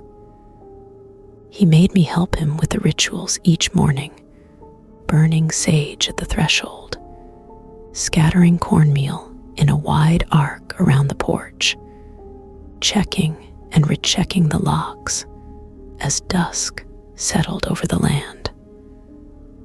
I tried to shrug it off, to act like nothing had changed. I told myself that whatever I'd seen on the road was just an animal, the tricks of moonlight and nerves after a long night. But I couldn't shake the feeling that something had followed me home. At night, I'd lie in bed listening to the wind rattle the windows, straining to hear footsteps in the gravel, the scrape of claws on the siding. My dreams grew restless and strange. I'd find myself back on Skinwalker Road, the headlights barely piercing the darkness, the thing running beside my car, its eyes locked onto mine. Sometimes it would speak, its voice a warped echo of my own, calling my name, begging me to stop. Other times it would appear in my bedroom window, its face shifting and flickering, neither animal nor human. One night, I woke to find my grandfather standing over me, his face drawn and tired. "You can't let it in, Tara," he whispered. "No matter what it says, no matter what it looks like, you can't answer if it calls you from the dark." I nodded, too afraid to ask if he'd seen it too. That week, small things began to go wrong. The dogs refused to go outside after sunset, whining and scratching at the door. I found deep gouges in the wood of the back gate, as if something had raked it with claws. The horses grew skittish, refusing to leave the barn even when the sun was bright overhead. Then, one evening, as I was bringing in laundry from the line, I saw movement at the edge of the yard. The thing was there, half hidden behind a stand of sage, its eyes glinting in the last light of day. It watched me for a long moment, then melted back into the shadows. I ran inside, slamming the door and locking it tight. My grandfather found me shaking in the kitchen. He didn't ask what I'd seen. He just pressed a small pouch of cedar into my hand and told me to keep it with me at all times. As the days passed, the thing grew bolder. Sometimes I'd catch glimpses of it in the distance, pacing the fence line, its movements slow and deliberate. Other times, I'd hear my name called from the darkness, in the voices of people I trusted, my mother, my brother, even my own. Each time, I remembered my grandfather's warning: never answer, never acknowledge, never let it in. The tension in our house became a living thing, a weight that pressed down on all of us. My mother grew pale and distracted. My little brother started having nightmares, and the dogs barked at nothing for hours on end. One night, the thing came right to the porch. I heard it scratching at the door, whispering my name in a dozen different voices. I sat in the center of the living room, surrounded by a circle of salt and cedar, my grandfather at my side, chanting old prayers in a voice that trembled but never broke. The thing circled the house all night, calling, laughing, sometimes growling with inhuman rage. It rattled the windows, pounded on the walls, tried every lock and latch. But we never answered. We never let it in. When the sun rose, the thing was gone, but it left behind deep claw marks on the door and a trail of footprints that faded into the desert. After that, my grandfather never let me leave the house alone after dark. He doubled the rituals, made me carry a pouch of salt and cedar in every pocket. He told me stories, old stories, about roads that belonged to things older than people, about creatures that watched and waited, hungry for the unwary. I listened now. I believed. The following weeks passed in a tense, uneasy truce. The thing at the edge of our world never came inside, but it never truly left either. My grandfather and I kept up the rituals with fanatical devotion, sage smoke curling through the rooms, cornmeal trails renewed each morning, cedar bundles tied to every gate and window. Sometimes we would sit together in the pre-dawn dark, sipping bitter black coffee and listening for any sign that the boundary had been breached. I found myself jumping at every unfamiliar sound, every creak of the house, every gust of wind that rattled the old storm door. My brother clung to me during thunderstorms, whispering that he saw faces at the windows, that he heard someone calling his name in the voice of our mother. When he knew she was in the next room, even the grown-ups seemed thinner, worn down by fear and sleeplessness. Our world reduced to the bright circle of porch lights and the hope that the old ways were enough. I craved answers, but my grandfather gave few. When I pressed him, he shook his head, eyes shadowed with memories he wouldn't share. "Some roads don't belong to us," he said one night as we watched the moon rise over the far ridge.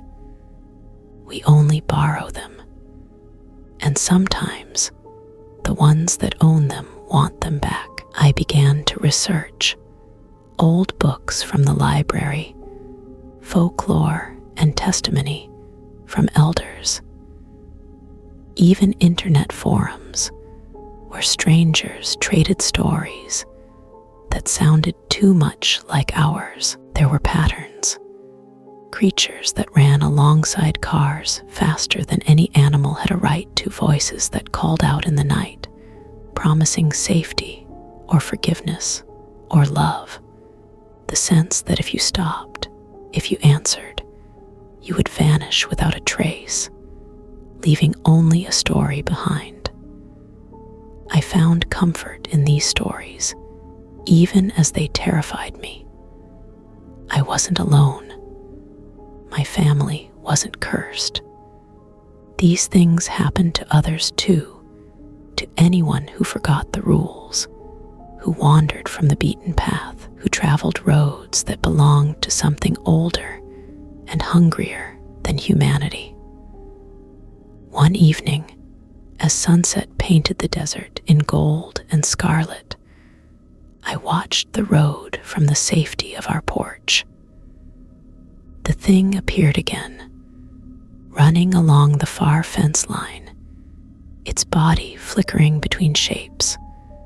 A wolf, a coyote, a tall man with impossibly long arms, a shadow that seemed to absorb the light. It never crossed the line, but it never looked away either. I called to my grandfather, my voice trembling. He joined me, his face set and hard. He sprinkled a line of salt across the step and whispered a prayer. Together, we watched until the thing finally melted into the dark. That night, I dreamed I was driving Skinwalker Road again, alone in my car, the headlights barely piercing the black. The thing ran beside me, sometimes on 4 legs, sometimes on 2, its face always turned toward mine, its eyes shining with a hunger that was almost human. It spoke in my own voice. "Tara, let me in. Just stop, just for a moment."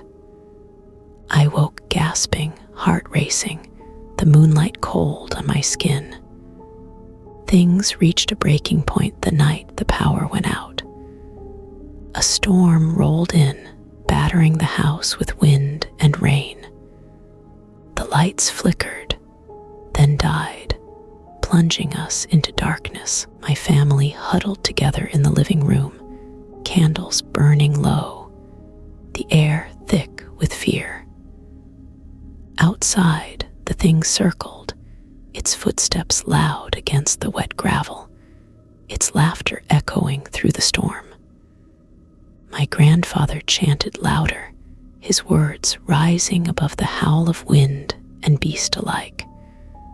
My brother cried, clutching my arm until his nails dug into my skin. My mother whispered every prayer she knew. At dawn, the storm passed. The thing was gone, but it left the porch covered in muddy prints, the doors and windows scratched and battered, the cornmeal circles scattered and broken. We spent the day repairing what we could and renewing every barrier. I asked my grandfather what would happen if we ever let it in.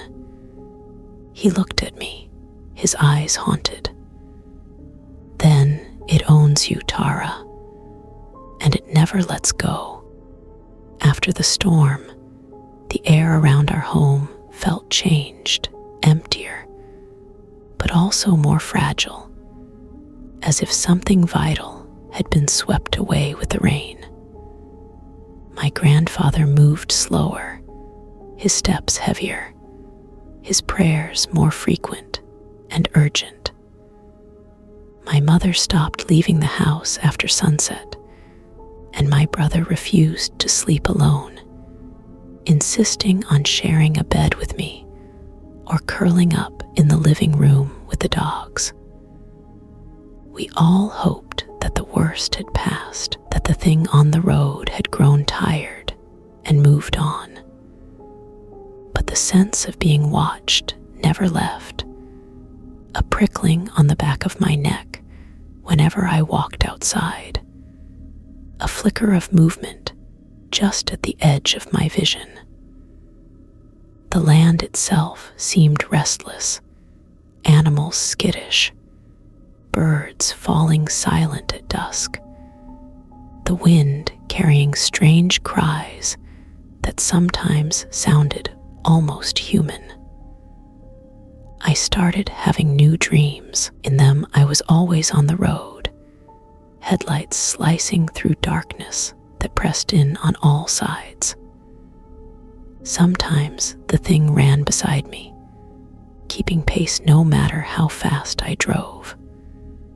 Other times it appeared in the passenger seat, its face shifting through familiar forms, my grandfather, my brother, even my own reflection, all with those hungry, shining eyes. In one dream, I tried to stop the car and let it in. The thing smiled, its mouth too wide, its teeth too long, and reached for me with hands that were not quite hands at all. I woke gasping, the taste of dust and fear thick on my tongue. I told my grandfather about the dreams. He listened, then pressed a small pouch into my hand. "Carry this," he said, "and remember what I taught you. The old ways matter." I kept the pouch with me everywhere: salt, cedar, a scrap of red cloth. Things I didn't fully understand, but clung to anyway. Ritual became comfort, a way to claim a little control in a world that felt increasingly uncertain. I stopped driving Skinwalker Road, taking the long way around, even if it meant adding hours to every trip. My friends teased me at first, but I didn't care. I told them it was car trouble, or my grandfather needed help at home. The truth was, I couldn't bear the thought of seeing those eyes in the dark again, or hearing my own voice calling to me from the shadows. My brother began to heal. The nightmares faded. His laughter returned in small bursts. My mother smiled more, moving through her days with a cautious hope. My grandfather seemed relieved, but I could tell he was still waiting, still listening for the sound of something crossing the boundaries he'd fought so hard to maintain. One evening, as we sat together on the porch, the sky painted with the colors of another desert sunset, my grandfather spoke. "You did right, Tara. You remembered the rules. That's all any of us can do." I nodded, feeling a strange mix of pride and sorrow. "Will it ever come back?" I asked. He was silent for a long time, then shook his head. "Maybe. Maybe not. But if it does, you know what to do. That's enough." The summer passed, the land slowly returning to itself. I carried the memory of those nights with me, the lessons carved into my bones. If you ever find yourself on a lonely road after midnight, and you see something you can't explain, keep your eyes forward and your windows up. Don't stop, don't answer, don't let it in. Some roads belong to things older than any story, and some rules are written in fear for a reason. My name is Tara, and I survived Skinwalker Road. I'll never forget what I saw on those desert nights, or what my grandfather taught me about the power of names, the strength of family, and the importance of never letting the darkness inside. Story 8. We thought it was a lost hiker. My name is Chris, and I have always loved the wild. The vastness of the world beyond the city's reach, the red canyons, the wind-gnarled pines, the star-crowded nights, called to me in a way nothing else ever did. That's why every spring, a group of us from the university would plan a backpacking trip somewhere remote. We'd load up our packs, carpool to the trailhead, and spend days wandering through landscapes that felt untouched ancient, and full of secrets. It was on one of those trips, just north of the Grand Canyon, that I learned what it means to truly fear the wilderness. There were 5 of us that year.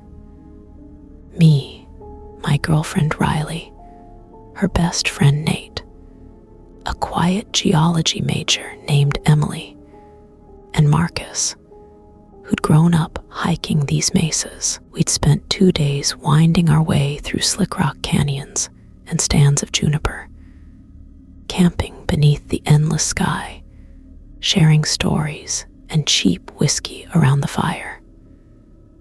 By the 3rd night, we were deep in the backcountry, a good 20 miles from the nearest road.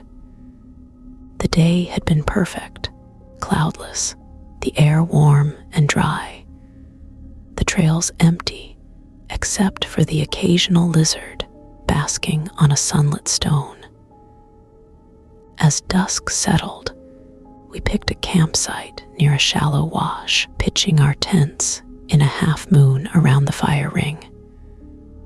The desert cooled quickly, the heat bleeding away into the sand, leaving us huddled close to the flames as darkness fell. That night, the wind picked up, whistling through the rocks, carrying with it the scent of sage and something sharper, more metallic. We ate dinner in near silence, tired from the long hike, lulled by the fire's warmth. It was Marcus who heard it first, a crunch of footsteps on gravel, slow and uneven, coming from beyond the ring of firelight. We all paused, heads turning, hearts picking up pace. "Probably just a deer," Nate whispered, but his voice was tight. The footsteps came closer, stumbling, pausing, then moving on. Then, from the dark, a voice called out, raw, hoarse, desperate. "Hey, can you help me?" We all froze. The fire crackled, throwing sparks into the night. Riley called back, her voice shaking. "Who's there?" A figure lurched into view, illuminated by the fire, a man gaunt and filthy, clothes torn, face streaked with dust. He looked like he hadn't eaten in days, his eyes wild and hollow. "I'm Mark," he said, breathing hard. I got lost, been wandering for days." "Water." Emily scrambled to hand him her bottle, and he drank greedily, the water spilling down his chin. We made space for him by the fire, sharing what food we had left. He ate ravenously, never quite meeting our eyes. When we asked what happened, he shook his head, muttering about getting separated from his group, about wandering in circles, about something in the desert that wasn't right. "I kept hearing voices," he whispered, hands trembling. "Kept seeing things at the edge of the light. Thought I was losing my mind." We tried to reassure him, blaming dehydration and exhaustion, but something about his story settled over us like a cold fog. As the night wore on, Mark sat apart from us, staring into the fire, his face flickering with every gust of wind. He didn't speak again. When I offered him a blanket, he flinched, recoiling as if I'd struck him. We all slept lightly that night, the sense of unease growing with every hour. At dawn, Mark was gone. His pack and jacket were still there, untouched. We searched the area, calling his name, but found no sign of him, just footprints leading away from camp, deeper into the desert. But that wasn't the worst of it. As we packed up, Emily found strange tracks circling our tents, prints that started out human, then grew longer, the toes spreading, the stride lengthening until they looked more like the tracks of a large animal than a man. We left the desert that morning, hiking hard and fast, barely speaking. When we reached the trailhead, we told the rangers what had happened, but they found no trace of Mark, no sign that anyone but us had ever been there. Sometimes, late at night, I hear footsteps outside my window, or a voice calling from the darkness in a tone I almost recognize. If you ever come across a lost hiker in the wild, be careful. Sometimes the desert gives back more than it takes. And sometimes what comes out of the darkness isn't looking to be saved. We left the canyon in a hurry that morning, our group strung out in a tense, silent line along the trail. Every so often, one of us would glance back, searching for movement among the boulders and twisted juniper. The world felt sharper, the sun too bright, the silence too deep. It was as if the desert itself was watching us, waiting to see if we would make it out. No one spoke about Mark. It was easier to pretend he had never been there, that we hadn't shared our water and food with a stranger whose story made our skin crawl. But the memory lingered, the hollow look in his eyes, the way he flinched from touch, the strange, shifting tracks we found at dawn. As the hours passed, the landscape changed. The red rock walls gave way to rolling hills, the ground softening beneath our boots. We stopped only once, huddled beneath a stand of pines to gulp down what little water we had left. Riley's hands shook as she unwrapped a granola bar, and Emily kept glancing over her shoulder, her face drawn with exhaustion, and something else, fear or maybe guilt. Nate tried to lighten the mood, cracking jokes about how he'd never go hiking with us again, but his laughter was brittle, forced. Marcus barely spoke at all, his eyes fixed on the trail ahead. When we finally reached the trailhead, it was late afternoon. The ranger station stood empty, the parking lot a patchwork of sun and shadow. We dropped our packs in a heap, slumping to the ground, too tired to even celebrate making it out. Riley was the first to break the silence. "Do you think he was real?" she asked, her voice barely above a whisper. No one answered. I didn't know what to say. Part of me wanted to believe that Mark had been just a lost hiker, a man driven half-mad by thirst and sun, but another part of me remembered the way his eyes had flickered in the firelight, the way his voice had seemed to shift and break, the way the prints around our camp had changed shape in the dust. That night, we drove back to the city, the road winding through empty miles of desert. I kept seeing movement in the rearview mirror, a shadow darting between the roadside rocks, a figure stumbling along the shoulder. Each time I looked, there was nothing there. In the weeks that followed, the 5 of us tried to move on. We met for coffee, for burritos at the student union, for study sessions in the library. But something had changed. We spoke less, smiled less, began to drift apart. The trip became a subject we avoided, an unspoken pact to never discuss what happened, or what we might have brought back with us. But the desert doesn't give up its secrets so easily. Emily called me late one night, her voice shaking. "I keep seeing him," she whispered, "in my dreams, sometimes outside my window." I wanted to tell her it was just stress, that it would pass. But the truth was, I'd seen Mark too in crowds, in the reflections of store windows, in the corner of my eye as I walked home after dark. Always just out of reach, always watching. Sometimes, I'd wake to find strange tracks outside my apartment door, prints that started human and ended animal, or vice versa.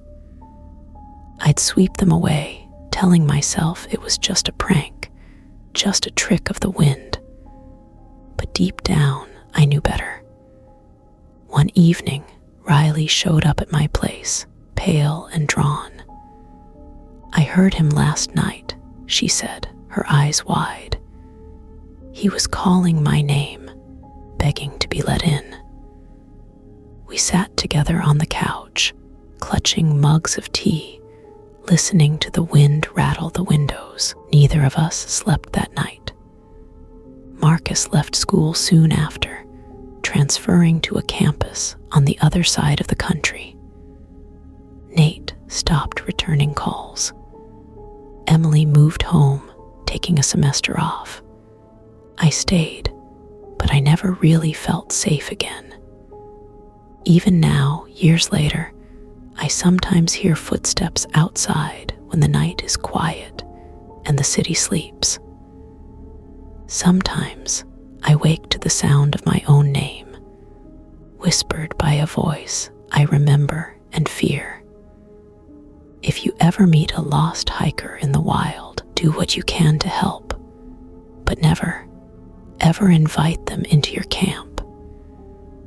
And if they call your name after dark, don't answer. Some things are lost for a reason. Some things are not meant to be found. The months that followed were marked by a silence that none of us knew how to break. Our group, once close, held together by shared adventures and late-night talks, became a scattering of strangers, each of us haunted in our own way.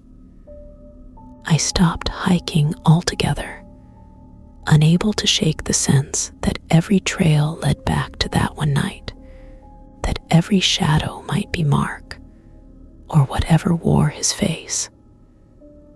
I spent hours online, searching for stories like ours. I found forums filled with warnings, with tales of hikers who appeared out of nowhere, who vanished at dawn, who left behind footprints that changed shape in the mud. Some people said these were skinwalkers, spirits, or echoes of the desert's oldest secrets. Others insisted it was just fear, a trick of the mind, the wildness of the land playing on tired nerves. But I knew what I'd seen. I knew what I'd heard. Riley moved away at the end of that semester. She sent a postcard from Oregon, a single sentence scrawled on the back. "The woods are different here, but I still check the windows at night."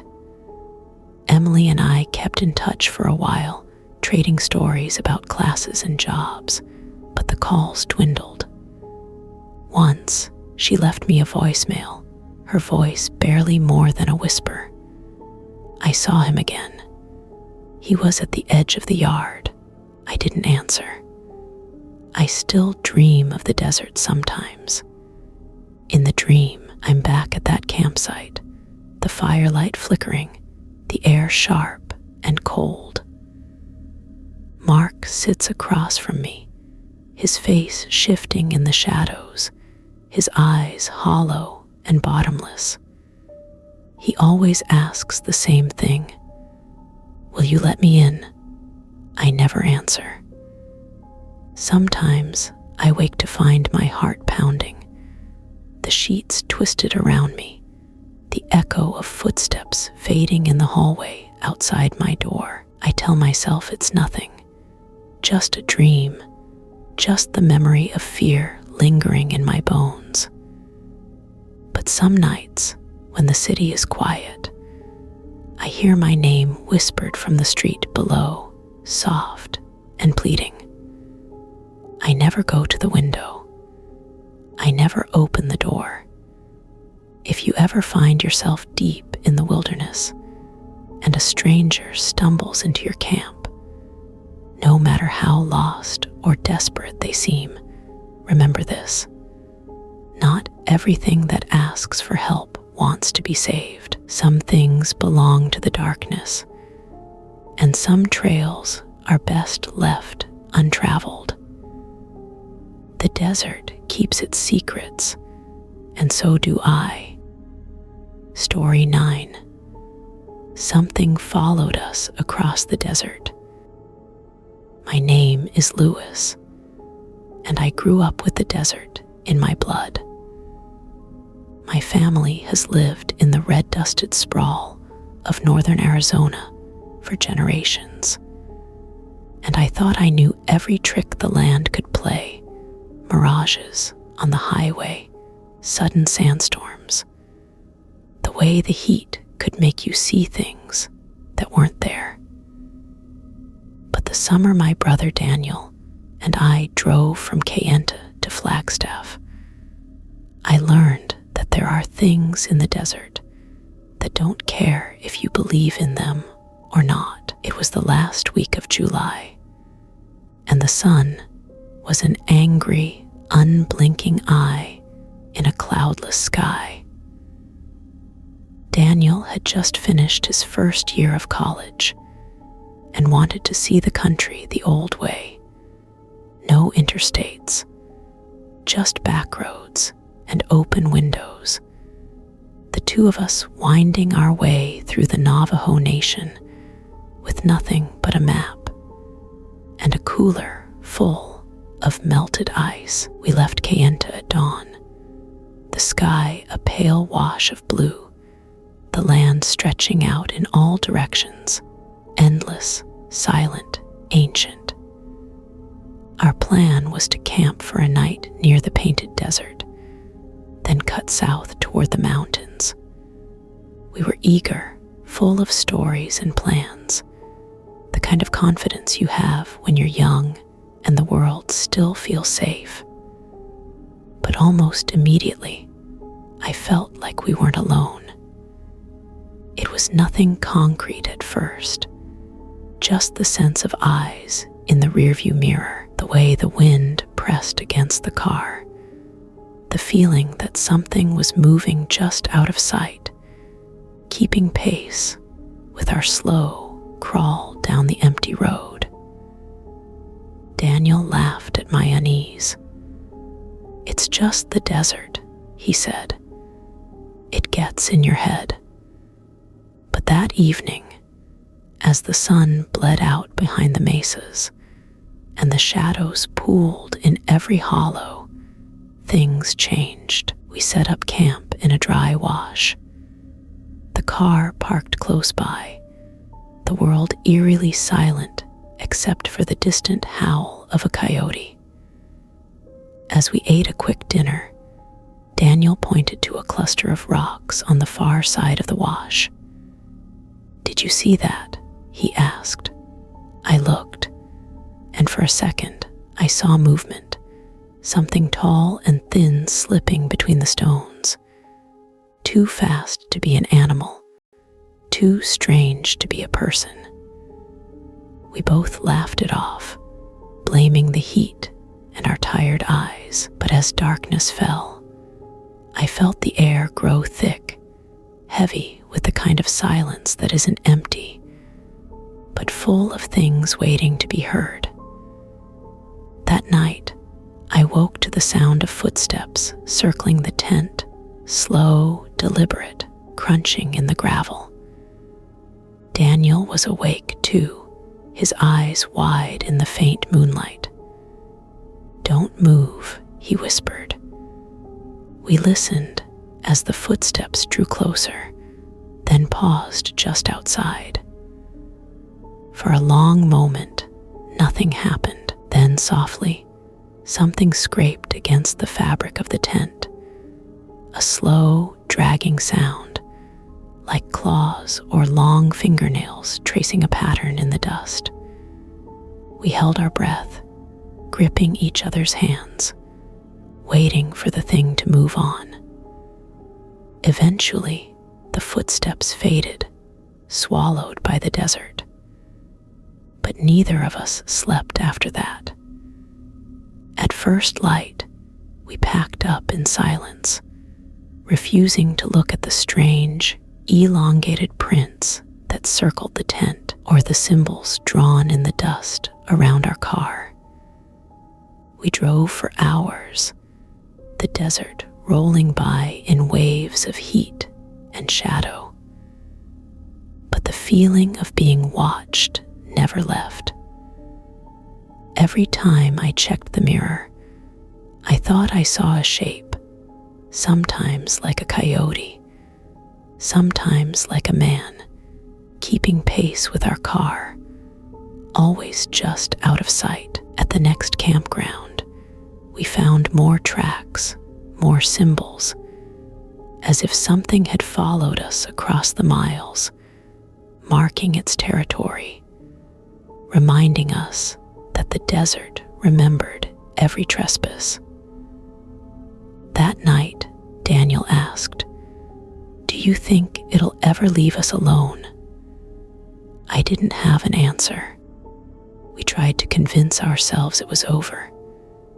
We told jokes, played music louder, rolled the windows down, and let the hot wind whip through the car. For a while, it almost worked. The miles slipped by, the sun climbed higher, and the world seemed normal again. But the feeling of being watched never really faded.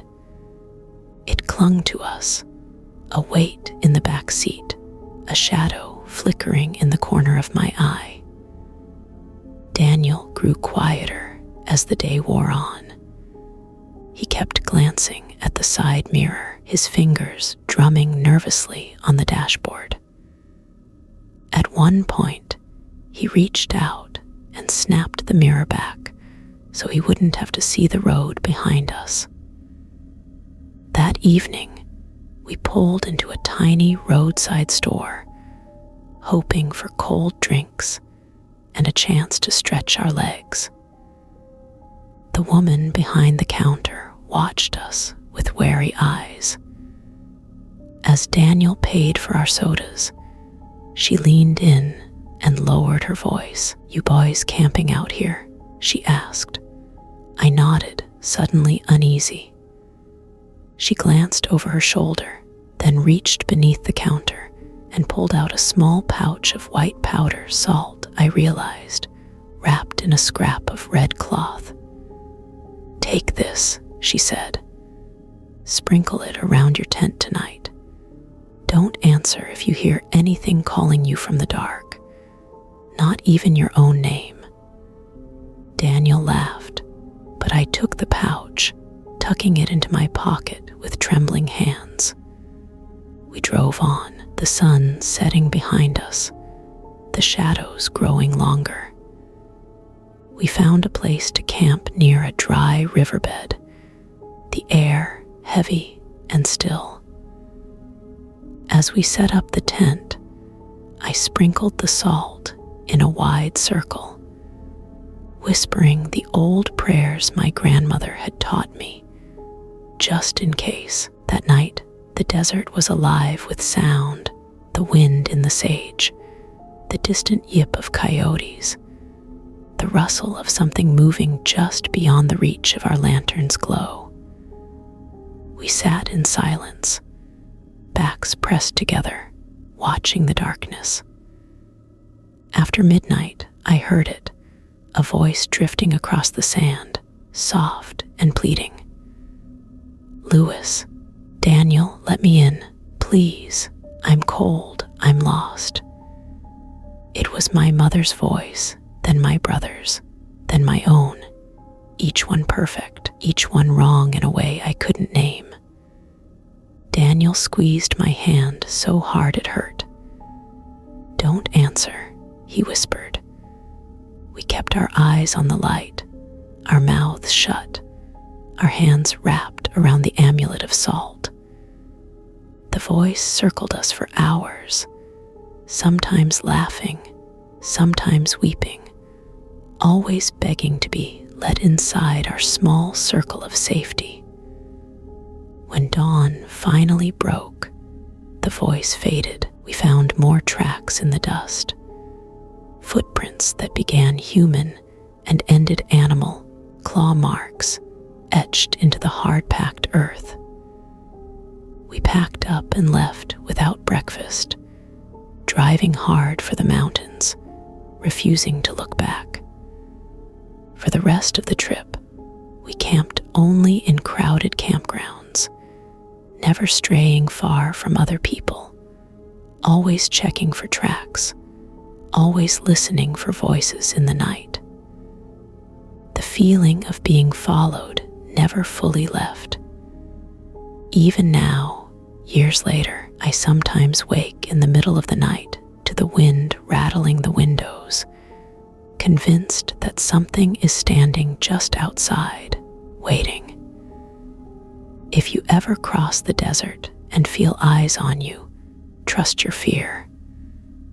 The land remembers, and sometimes so does what walks upon it. Some things will follow you for miles, for years, for a lifetime. All they need is an invitation. Story 10. The creature changed shape right in front of us. My name is Maya, and I grew up in the Four Corners, where the desert runs forever, and every shadow seems to have a story.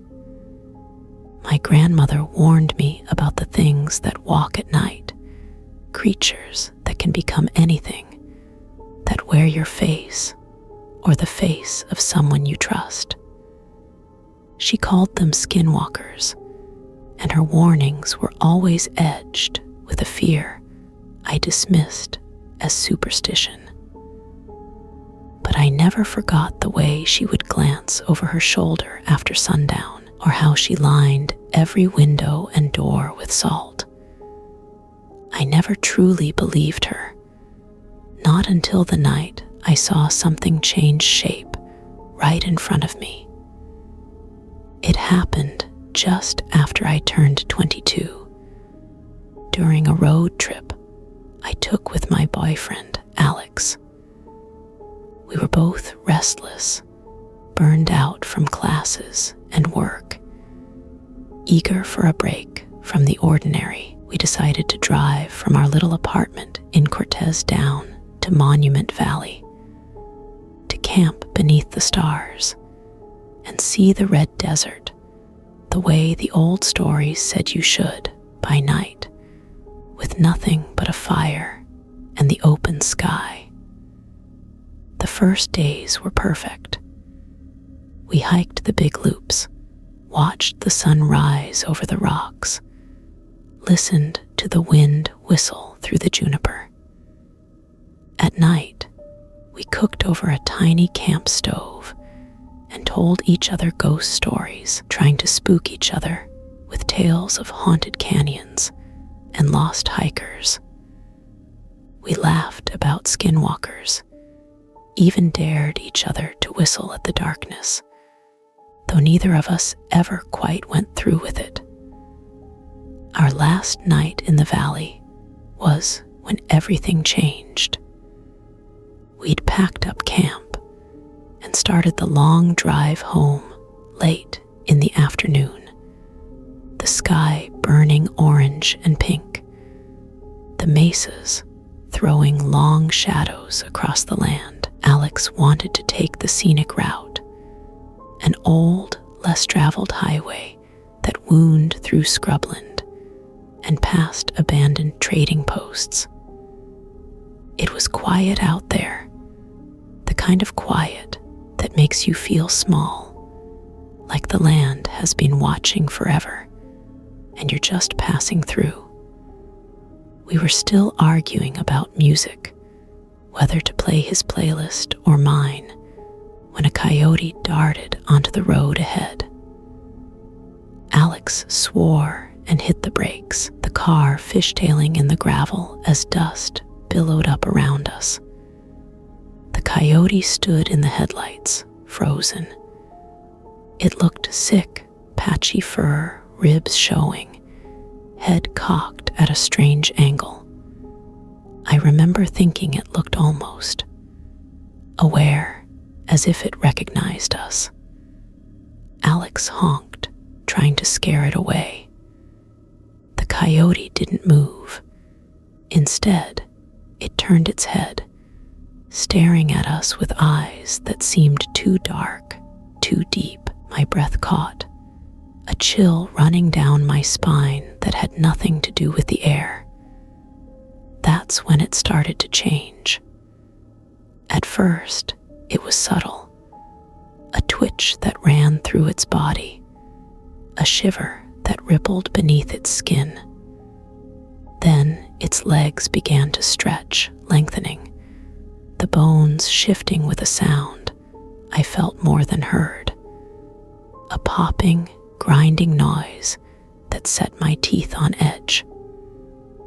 The fur seemed to melt away, sliding off in clumps as the creature rose onto two legs, its spine cracking and rearranging itself with every movement.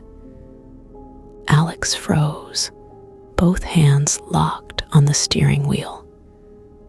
The headlights flickered, casting the creature's shadow across the road, making it look even taller, even more impossible.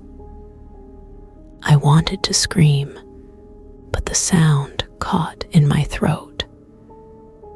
The thing kept changing, its face stretching and twisting, the features rearranging themselves. For a moment, it almost looked like a man, tall, thin, with a face I didn't recognize, but that felt horribly familiar. Then the mouth widened, splitting open into a grin full of too many teeth, sharp and white, shining in the light. The eyes shifted, becoming rounder, more human, then too large, too bright. It stepped toward the car, moving with a jerky, unnatural gait, its arms swinging too long by its sides. The skin rippled, shifting color and texture, fur to bare skin to something scaly and back again. Alex fumbled for the gear shift, his voice barely a whisper. Maya locked the doors. My hands shook as I hit the button, the locks snapping down with a hollow clunk. The creature stopped just in front of us, its head cocked, the grin never leaving its face. Then, in a voice that sounded like my own, high, trembling, but somehow wrong, it spoke. Let me in. I felt the world tilt, the air grow heavy and thick. The thing pressed its hand, now more like a human hand than a paw, against the hood, leaving a smear of blood and something black that smoked in the cool air. Alex floored the accelerator, and the car leapt forward, swerving around the creature.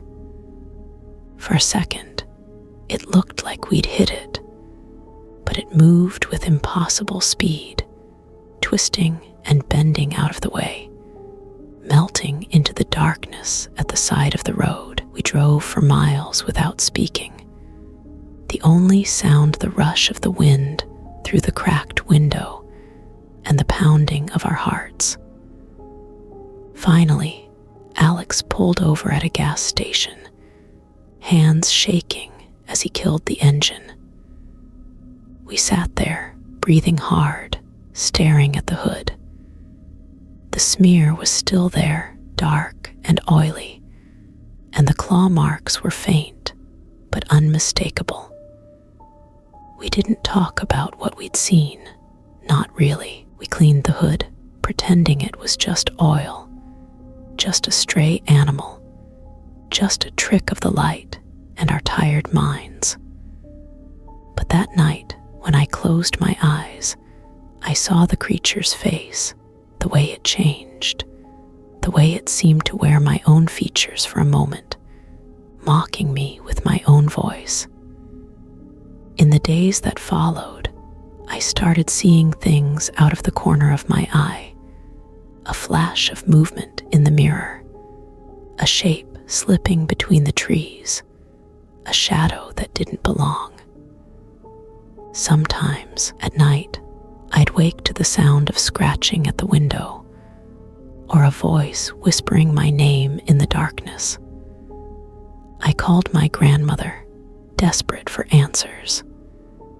She listened in silence, then told me to sprinkle salt at every doorway, to hang cedar above my bed, to never answer if something called my name from outside. "You saw it change, Mija," she said, her voice trembling. "You saw its true face. It will remember you now."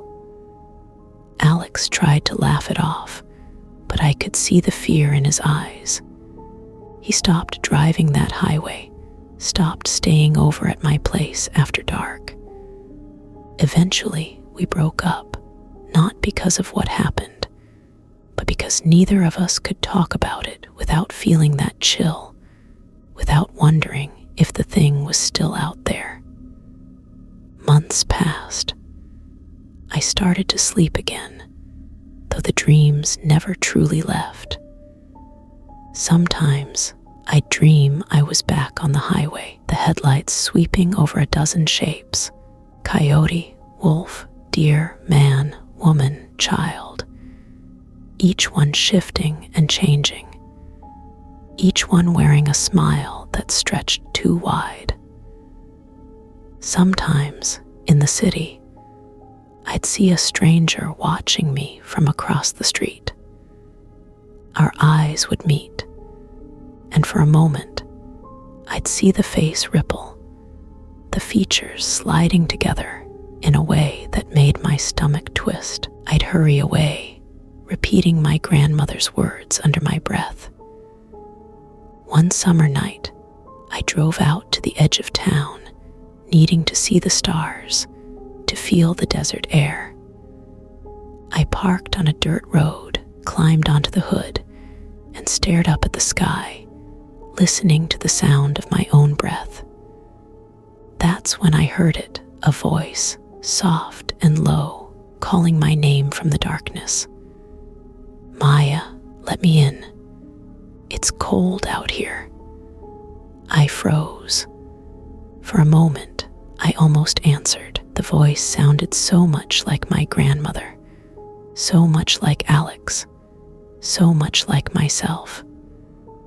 But I remembered what I'd seen, the way the creature had changed shape right in front of me, the way it had looked at me with eyes that belonged nowhere.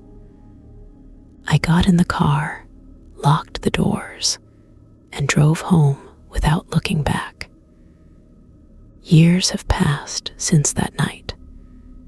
I still avoid that stretch of highway, still hang cedar and sprinkle salt at my door. I keep my grandmother's warnings close and never answer if someone calls my name from the dark. I tell myself that what I saw was real, because not believing would be worse. I know that the desert is full of things that wear any face, that can become whatever they need to be to get close. I know that some roads remember you, and some creatures never forget. If you ever see something change shape in the headlights, if it wears your face or the face of someone you love, don't stop. Don't listen. Don't let it in. Some things are older than fear. Some things are always hungry. I am Maya. I saw the creature change shape right in front of us, and now